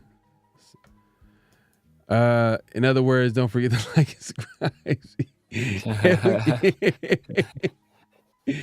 Hey man, could have said it better myself, man. Chill Ray says, you think Ben Johnson would not choose to be the Raiders head coach, even though we got cap space, possibly the first overall very high pick for him to choose a QB? No, absolutely not. He's gonna look at the opportunity and say, "Look how y'all did y'all past two coaches. If we fire Antonio Pierce, bro, like why would he want to come here? Like what young offensive minded head coach that can go to anywhere they want in the league would say, you know what? I want to go to the team that doesn't give their coach an opportunity to build the team the way he wants to build it. They get a year to do it with other people's players, and if they don't get it done immediately, they get fired. Like nobody, and that's bad. And that's a strike on your rep. Being a head coach that got fired, like that's just showing you failed. Like you saw how long did it take for Josh McDaniels to get another head job, and he was considered an offensive genius, and he had won multiple Super Bowls, right? No, Ben Johnson ain't won nothing. It took him forever to get a second opportunity, and now if Ben Johnson comes here and he flames out, it's gonna take him a long time to get another opportunity. Cliff Kingsbury, he had a head coaching job. I think somebody mentioned him earlier in the chat. He hasn't had another opportunity since. He had to go, but he had to go to college. He couldn't even get an offensive coordinator job in the league. He had to go to college as a quarterback's coach. So he's not going to chance his opportunity on a team that has no quarterback. It's not going to happen. Even if he thinks he has the opportunity to choose his own guy, like he's not going to chance it on that. He got to the Lions, and they had an established guy already in Goff. So he's going to want to go to a situation that's more ideal, more stable. And on top of that, he's going into, if he were to come to the Raiders, for example, like let's say if AP wasn't coming back and he was the head coach and choice, he would be coming to a team that already had a GM, which I'm sure that he probably would want to go with a guy that he's more comfortable with, that he knows, that he has a relationship with. I think, look, Ben Johnson right now, he has leverage right now. He can choose, so to speak, where he wants to go. Like he's been passing up head coaching spots left and right. Yeah. I think he probably would have got the Commander's job. But he definitely would have got the Commander's job. You know what I mean? He would have got that easy, and they had a number 2 pick in the draft. So, look, it is what it is, man. I think Severe makes some great points. Look, stability is huge, man. We gotta stick. You gotta stick. You gotta see it through. You gotta give a guy more than 1 year. It's crazy that some people think that it's cool to fire a coach after 1 year. You know what I mean? There are some exceptions, but I don't think this is one of them. Are we still keeping Champ? Champ Kelly. I think he's going to continue to interview for GM spots, but hey, if we could still keep him, I think it's that's an ideal situation. It's big for the Raiders. I mean, we got another guy that can evaluate the roster. You know what, Austin? Yeah. Yep. Man, not only that, not only does he have Trevor Lawrence locked up, super talented. He has Brian Thomas, who's going to be a stud wide receiver. he has Travis Etienne, and he has Bixby. And they have Evan Ingram at tight end. Oh yeah. And they're in the AFC South. So I mean, his main competition down there is the Houston Texans. Yeah. So I mean, the coach, we know what the hell's going on with them. So I think that's a. Yep. Yeah. So I think that's a good situation. Yep, and a good defense too. Yep. And they lost Brian Burns, but still. Yeah, that was a good still one. got Josh Allen. Not Brian Burns, not them. They didn't lose your Brian Burns. They just liked up Josh Allen. I mean, so they're good. Well, I guess, hey, you know what? I guess that's a good segue to this first what's real, what's not. And the statement is AP will go into next season as the head coach of the Raiders. AP will go into next season as the head coach for the Raiders. Is that real or is it not? Let me know in the chat. Let me know if it's real or is it not. If AP is going to be coming back next season. Severe, you think AP is coming back? Yeah, he's coming back, man. He's coming back. I don't see if it'll be such a black mark on the Raiders organization if we fire AP already. And I think Mark Davis went into this knowing that AP is a young head coach that's never been a coordinator in the job. He's probably one of the younger head coaches in the league. We know there's been a dearth of talent. There's a dearth of talent on the offensive side of the ball. There's been a bunch of injuries to what was supposed to be our strongest unit, the defensive side of the ball. So, to expect him to come out of this and win, I think that would be unrealistic expectations. Now, if it's a situation where we start off bad next year, then you can see us okay, it's kind of maybe we need to move on and start this search early. But starting to begin week 1 of next year, Antonio Pierce will be our head coach. All right. We got people in the chat saying, all right, let's see. We got Austin saying real if he doesn't lose the locker room. Okay. Chill Races, based on what the Beat Riders team insider said, AP will be back next season. But all right, you know what? I'm gonna play. My bad. Let me move this up the screen. I'm gonna play devil's advocate. Just to do it. I'm just gonna go ahead and do it, man.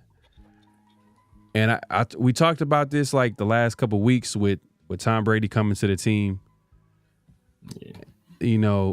I think if AP doesn't come back, I think Tom Brady could be a big influence on that decision because he's probably going to be in Mark Davis's ear. We heard Mark Davis talk about Telesco and AP during the owners meeting, and he gave him a vote of confidence as far as saying that, hey, you got to give it time. He believes in AP and Telesco and what they're doing and all that. Sounds good. But now they officially added Tom Brady to the team as a minority owner. And we all know that it's bigger than that. We can all see that. Tom Brady comes into the Raiders building, standing ovation.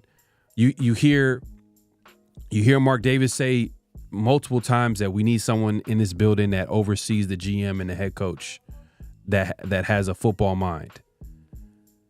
Lo and behold, Tom Brady is that guy. You know what I mean? And and Mark doubled down with his comments by saying that, hey, look, when they asked him about Tom Brady and how he could help the team, he was like, yeah, we're definitely going to be leaning on Tom Brady and his knowledge of the game. And, obviously we need a quarterback. We're definitely going to be trying to, we're going to be pretty much, he's going to have a strong voice in that room when it comes to evaluating his team, the players, quarterback situation. So imagine this. This is a scenario where I could see happening. I think if the Raiders move on from AP, I think it can happen because of Tom Brady. And I'm gonna say it's not real, man. I'm gonna say it's not real. I'm gonna say it's a weird feeling, man. I just with Tom Brady and the Raiders, and the only reason I just got done telling you hey, the Raiders shouldn't fire AP after 1 year. But the Raiders are gonna Raider. They always do random things. They always do things that we didn't expect. We expected ALC to start the season. Minshew starts the season. We expected certain things from this team. We expected Cliff Kingsbury to be the offensive coordinator for this team. It doesn't happen. You know what I mean? It ends up being Getsy. And now with Tom Brady becoming the owner, now I can see it now. I can see a situation where AP doesn't come back because Tom Brady kind of like getting in Mark's ear like, hey, look, we need to get someone in the building that, you know, could possibly be a better game manager or whatever you want to criticize AP for. You know, Tom Brady is going to be in Mark's ear telling him like, hey, what we should do and how we going to do it. So look, I can see for some reason it's a weird feeling. I hope I'm wrong, man, because I want AP to stay a bit longer than 1 year, but I can see it happening. But I did ask the nation during the day. I put out a poll asking them who should they fire, AP or Lou Getsy. Go ahead and share the screen real quick, man. And this is what the nation had to say, man. So I put out the poll: should the Raiders fire head coach Antonio Pierce or offensive coordinator Lou Getsy? 11% believe that they should fire AP, which I agree. 89%. So hey, so Raider Nation, we're all in agreement. You know, at the end of the day, 89% need to fire Lou Getsy.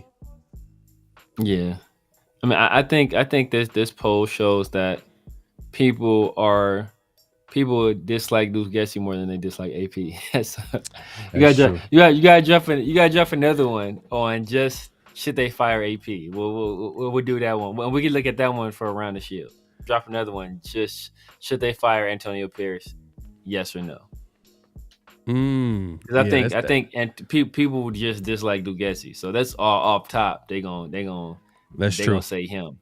That's true. I think that'll be the next one, and we can do that for around the shit. I think that'll give us a little bit of a clearer picture on the thoughts of at least you know, people that watch our show.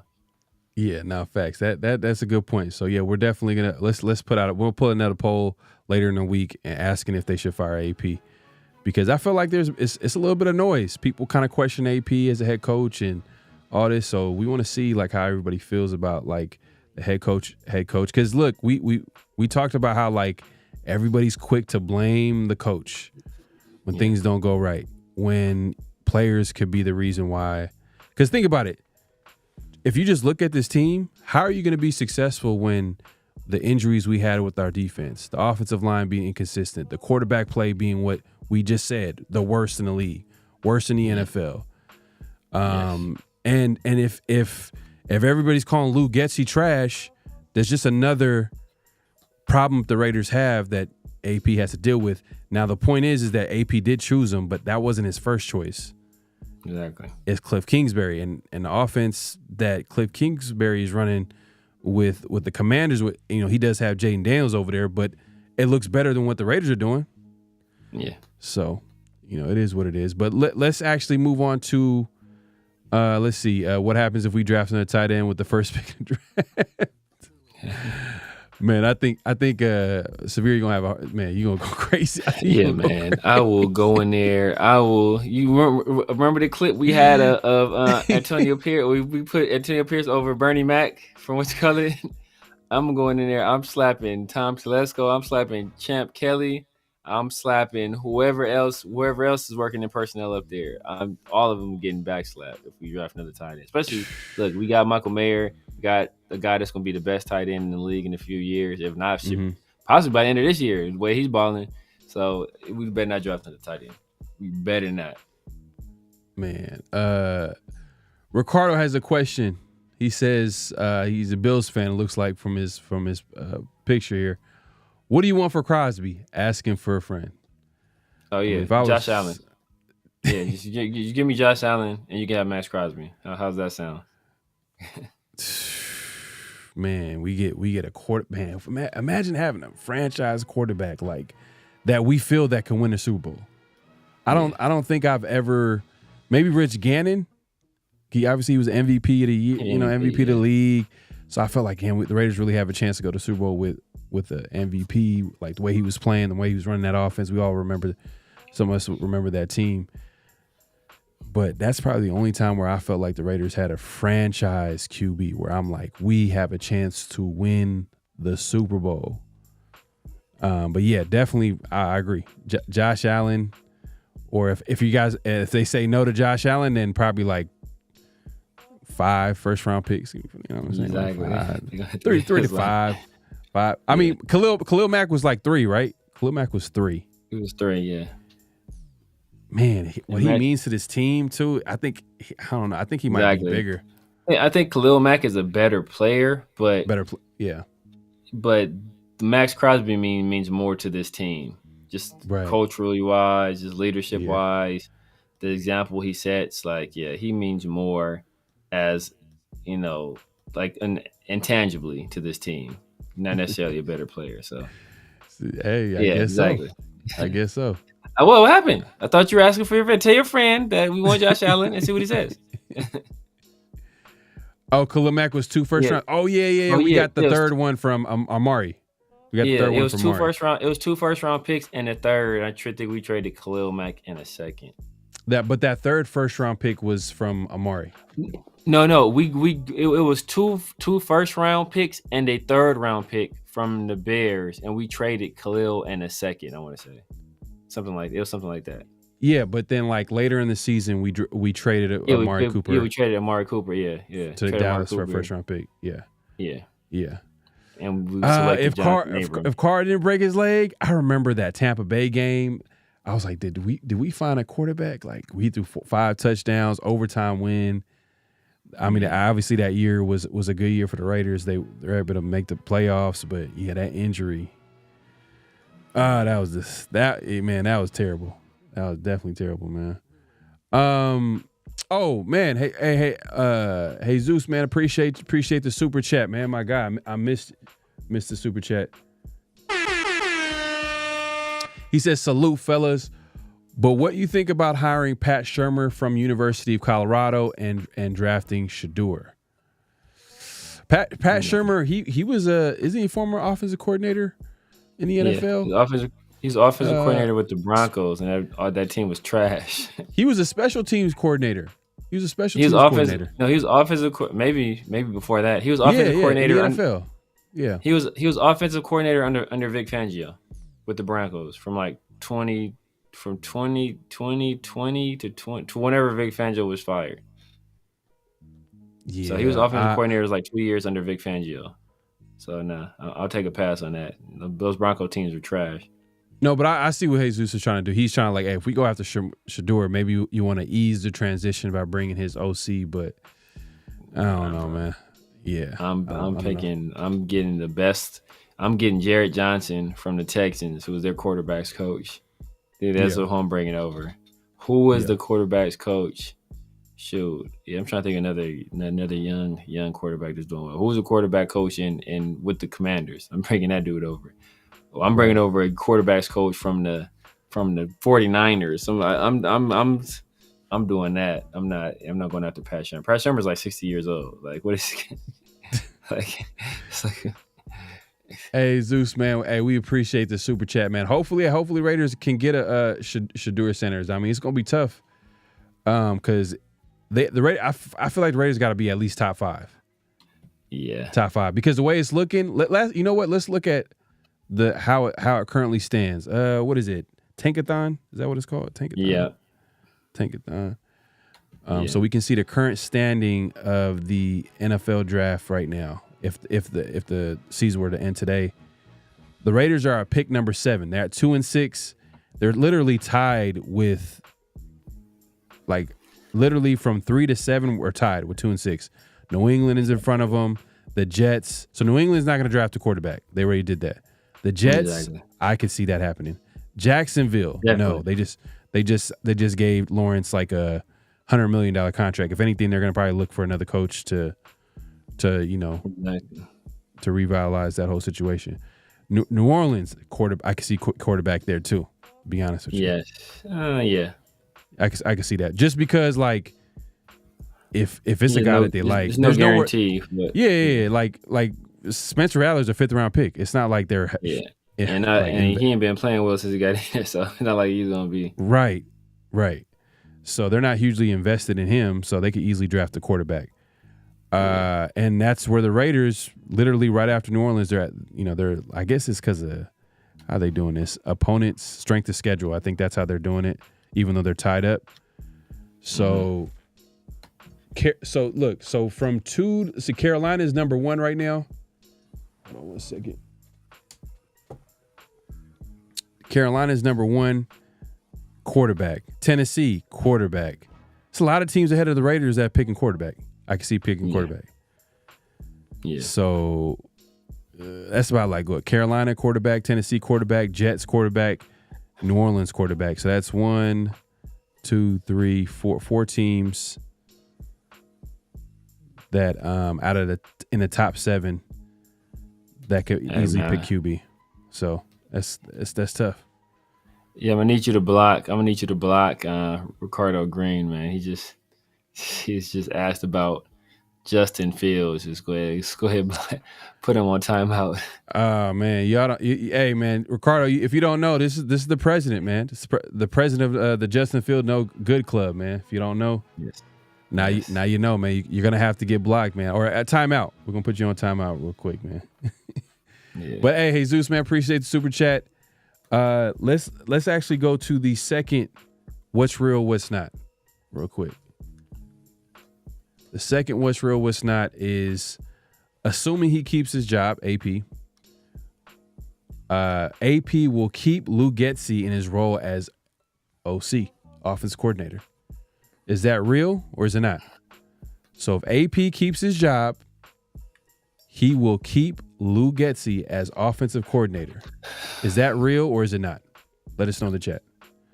So there is a certain picture out there that you have on your thumbnail that would lead one to believe that that is not real. But the what AP has been saying recently. You talking about this picture right here? You talking about this picture? Yeah. Oh no, hold on.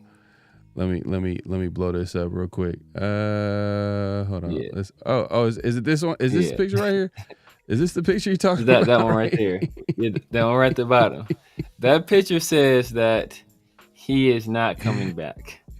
But everything that Antonio Pierce has been saying recently leads me to believe that he knows the situation that Lou Getsy is in. And I think he's going to give him, if he comes back, I think he'll give him another year. Bro, this picture is so wild, man. The way he was looking at him, you could they're probably having a good conversation. They're probably having a conversation, but it just looked like AP was like, "Hey, if you don't call the play that I want you to call, we're gonna have some problems." Personally, would I keep him? I say just because, like I said, man, like the cards he was dealt, he was not dealt a winning hand. He was not dealt a winning hand. So I don't think it's fair to fire him.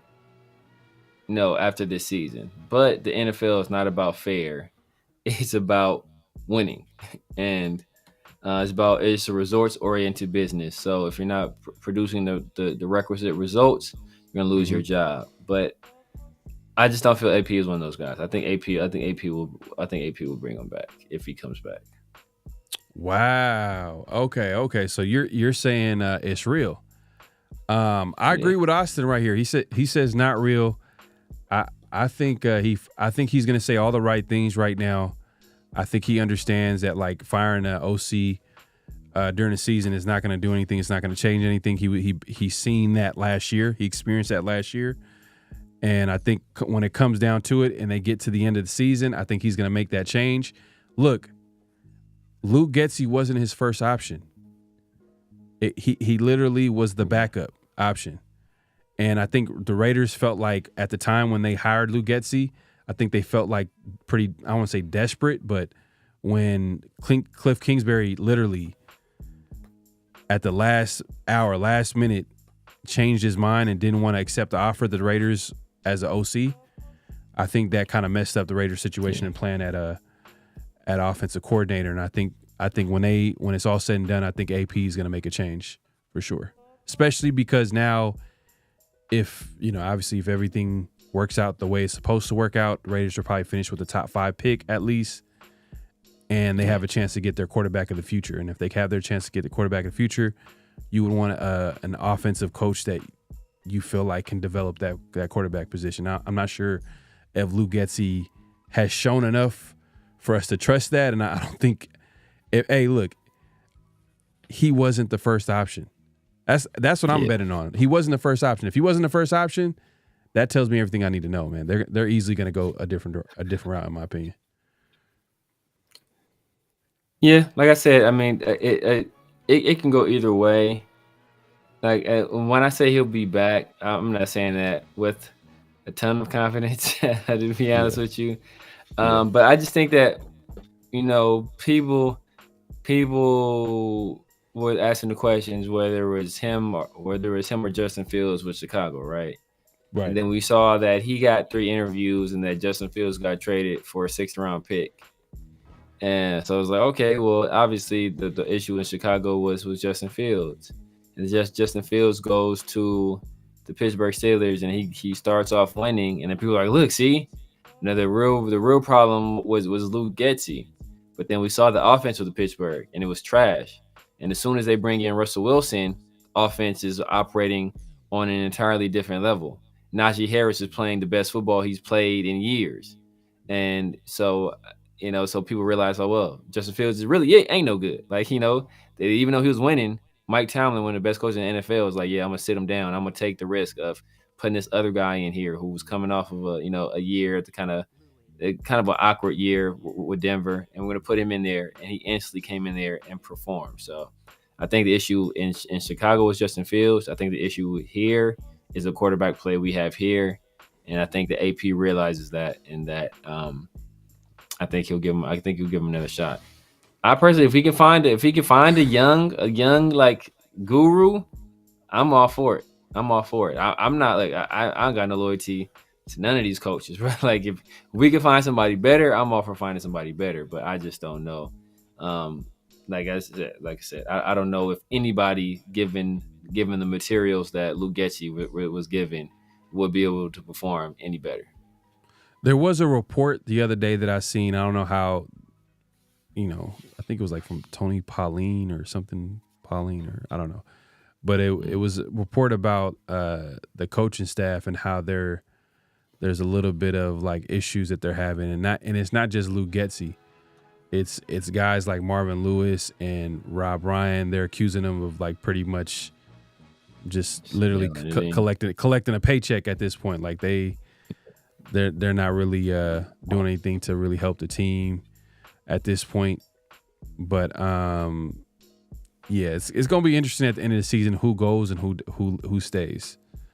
Whether that's AP or even if AP stays, I think it might be more than one assistant coach that might leave. I think also when AP looks back at this whole situation, I think this might be a classic case of too many hands in the kitchen. I think he needs to be, at the end of the day, everything is going to fall to him with the Raiders issues or anything that goes wrong with the Raiders. Everything is going to be fall under him. So he's going to have to like be confident and start basically, standing on his decisions at like when it comes to managing the football. Like get rid of that Sheldon dude. First of all, let's get rid of him. If Marvin Lewis ain't helping and he's collecting a paycheck, then he need to go. Rob Ryan, hey man, seemed cool dude. Marvin Lewis seemed like a good dude, but if they're out there collecting paychecks at this point, they're not really helping the team. And obviously Luke Getsy, I'm not a big believer in him. I said that during the offseason. Look, you can talk about Justin Fields, but Justin Fields looks better. He looked better with the Steelers than he did with the Bears. He looked better. In my opinion, they're winning. No. I'm just a little. They were winning. See that? No. So that's the difference. See, that's a different standard. Yes. Were they winning? Yes. Winning matters. Winning matters. Matters. Was it a result of Justin Fields? Hell no, it wasn't. And we see that now. Well, I mean, look, the team was already established. You know, they had a good defense. Arthur Smith, I think, was a solid hire at OC, especially given that he fits in with the Steelers' identity with running the football, play action, which fits in well with, I thought that would have fit well with a guy like AP. So I was kind of surprised that Cliff Kingsbury was the guy, and I'm like, damn, okay. Kind of respected that hire by AP. Like, he was looking at it from a forward thinking, like, hey, let's get a young, innovative, offensive-minded coach. So I kind of like that. But then when we didn't get Cliff Kingsbury and we got Getsy, I was like, damn. It is what it is, Mel. Look, Miles, man, I'm with you. Getsy sucks, bro. As simple as that. Simple as that. Nightmare Raider Podcast. Appreciate you coming through. He says, really hoping Brady helps Mark make better business decisions because Mark doesn't have the football acumen that his dad has. I really hope that Brady brings a real work ethic to the Raiders. I hope so too.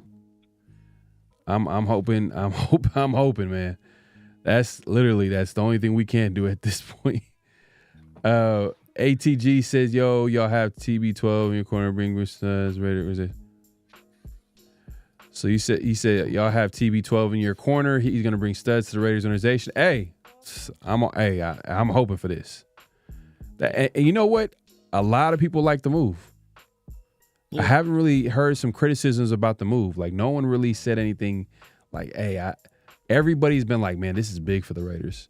And coming from people who are like big, like I would say that criticize the organization a lot. Like, there's some people that like will, and the way I look at it is like, if you could be honest, that's all I needed, whether it's good or bad. But if the way kind of the Raider Nation kind of looks at it is like, oh, you're a hater. But if the haters are like, damn, adding Tom Brady is huge, that should tell you something. Like, they even they can admit that it was a big move. It was a great move for the Raiders. If this is the case, they need to give AP complete control. Don't do that. You said you wouldn't do that? No, that never works. Well, complete control of what? I think he might be talking about like maybe the coaching staff.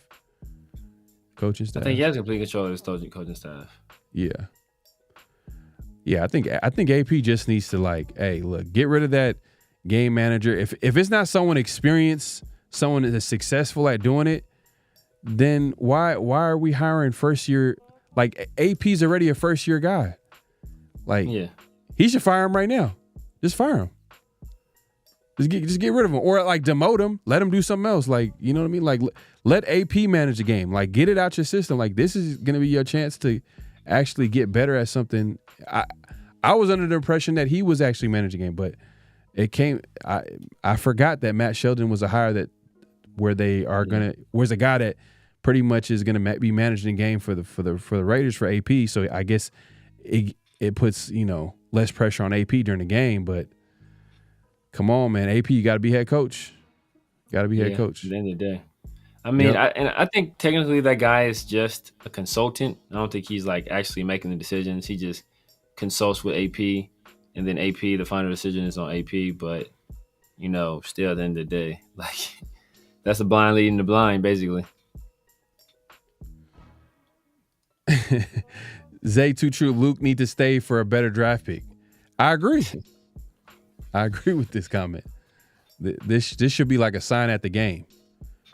Luke, stay so we can get a better. You know what I mean? Like, just have it like, how they be having funny ass, signs during the game. I'm telling y'all, Luke is not as bad as y'all try to make him out to be. Like, I don't think he's as bad, but I don't think people wide. It'd be people wide. If we had a better quarterback play, this offense would look completely different. Completely different. So that's kind of what your reason. I think that's what you're standing on, is that's the reason why he would come back, is because it shows up on film that players are wide open. Yeah, and that's what AP keeps saying. Like, AP keeps saying it too. Like, it's like, dude, execution. That's one thing. And one of the things he did say, I think he did criticize him a little bit. He was like, you know what? Hey, if something's working, keep going back to it. Call it 2 or 3 times in a row. Like, that's what other teams are doing. But, like, he's scheming up stuff open. He done schemed up, I don't know how many touchdowns, and either whether it be Minshew, whether it be Aiden O'Connell, mostly like 90% of the time it's Minshew. It's just not getting it done. So, I think that they need to improve at that position. Like it's like just last game, I can point to like 3 touchdowns that were taken that are taken off the board because a missed read, or we do, instead of on an RPO we hand the ball off instead of throwing the screen pass, or like it's like every single game. So you just need better quarterback play, and we're not going to get it until next year. Old school says to pick his own people. He did though. He did. I think there was a situation, like I said, with Cliff Kingsbury that was just a weird. The Raiders always keep you on your toes, man. Like something random always happens. But Cliff Kingsbury, last minute he changed his mind. He goes to the Commanders, but yeah, if that was his guy, that tells me that AP was thinking about the quarterback. Yeah. Like with Cliff Kingsbury, he was like, "Hey, you know what? We're gonna get a young QB out this draft. We need an innovative offensive mind to be able and has a history. He has a history with working with some quarterbacks. Cliff Kingsbury worked with the Mahomes, with obviously the quarterback out there with the Cardinals. I'm missing Kyler Murray. And there's a few other quarterbacks that played in the NFL as well. So he has a history of working with quarterbacks coming from Texas Tech. With that air raid system that he, obviously was successful with. But we'll see, man. We'll see. Austin Avila says, I think one thing we're not talking about is his play calls is getting in late with Luke too. There are no checks at the line of scrimmage. Might be a QB issue too, though. Okay. Yeah, that could be a possibility too. Be a possibility. I mean, have we had many delayed game penalties? I mean, I could think of, like, for example, like this last Jets game, they were like 3. I would say they had like 3 delayed game penalties, 3 or 4, and that's with like a veteran quarterback in Aaron Rodgers. So, but I can't think of many situations where it was late and like we were like about to get a delayed game penalty or we had to call a timeout to avoid one. Off the top of my head, maybe I'm wrong. Yeah, Nightmare Raider Pockets, a good head coach is ready to manage and take over all situation at any time, and that's not AP. But look, if you're gonna hire a guy that's a former linebacker coach who's never been a coordinator, who obviously is lacking experience, who when hired, everybody understood that like he needs time to develop as a head coach, then exactly. Wouldn't you give him that time to see it through, to see if it would work or not? Because I think it's all about expectations too. Like if you're expecting him to be a Hall of Fame coach right away, then like and knowing that he doesn't have a whole lot of experience with a team that, to be honest with you, is not very good. This is not a very good team. Like, tell me something about this team that to say that is this a good team? If we had a different head coach, it would be different.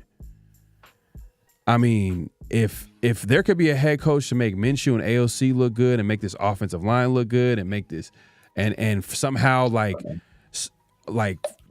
say some type of seance or ritual to get all these injuries on defense, you know what I mean? Kuntz could come magically appear and be like, "Hey, I'm good to go, man. I'm not on the IR no more," or you know what I mean? Yeah. And obviously we, the Marcus Epps and all these guys is hurt.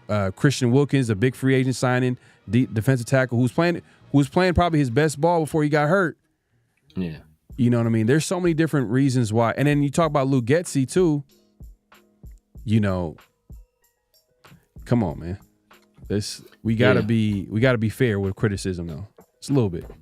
Sean McVay couldn't get this offense up and running, right? Like, yeah, man. Like there's Bill Walsh in his prime couldn't make this offense look good. Like there's just a serious dirt. Like the quarterback position means a lot, man. It means a lot. Like that affects your run game. That affects everything, man. You look at Najee Harris looking like trash, and as soon as they get Russell Wilson out there,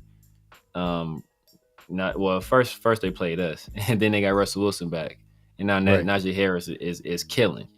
Right. So like your quarterback influences a lot. Yeah. But yeah, man, hey, it's been a great show. We appreciate everybody coming through.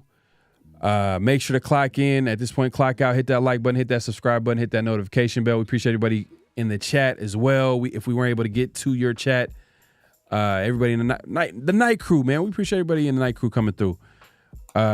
Just make sure to leave a comment after the live, man. After the video ends, make sure to leave a comment. Let us know your thoughts. Do you agree with if AP should be fired, or Lou Getsy should be brought back, or he should be fired, or anybody else on the coaching staff? Because there was a recent report. I should put it up. I'll probably repost it.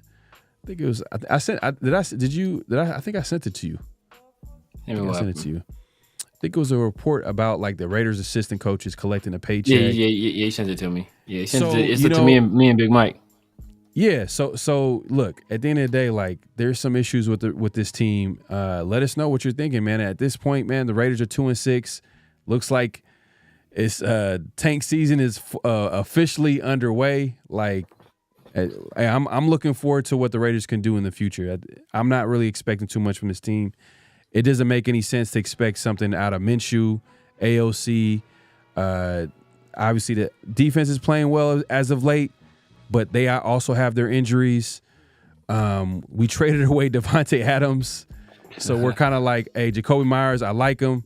Good receiver, but I think he's a number 2. He's not a number 1. So there's a lot of different things. I mean, there's some good things that we could look forward to as far as the future, as far as, the tight end where Brock Bowers and obviously this rookie draft class, which hopefully they can fully put out there.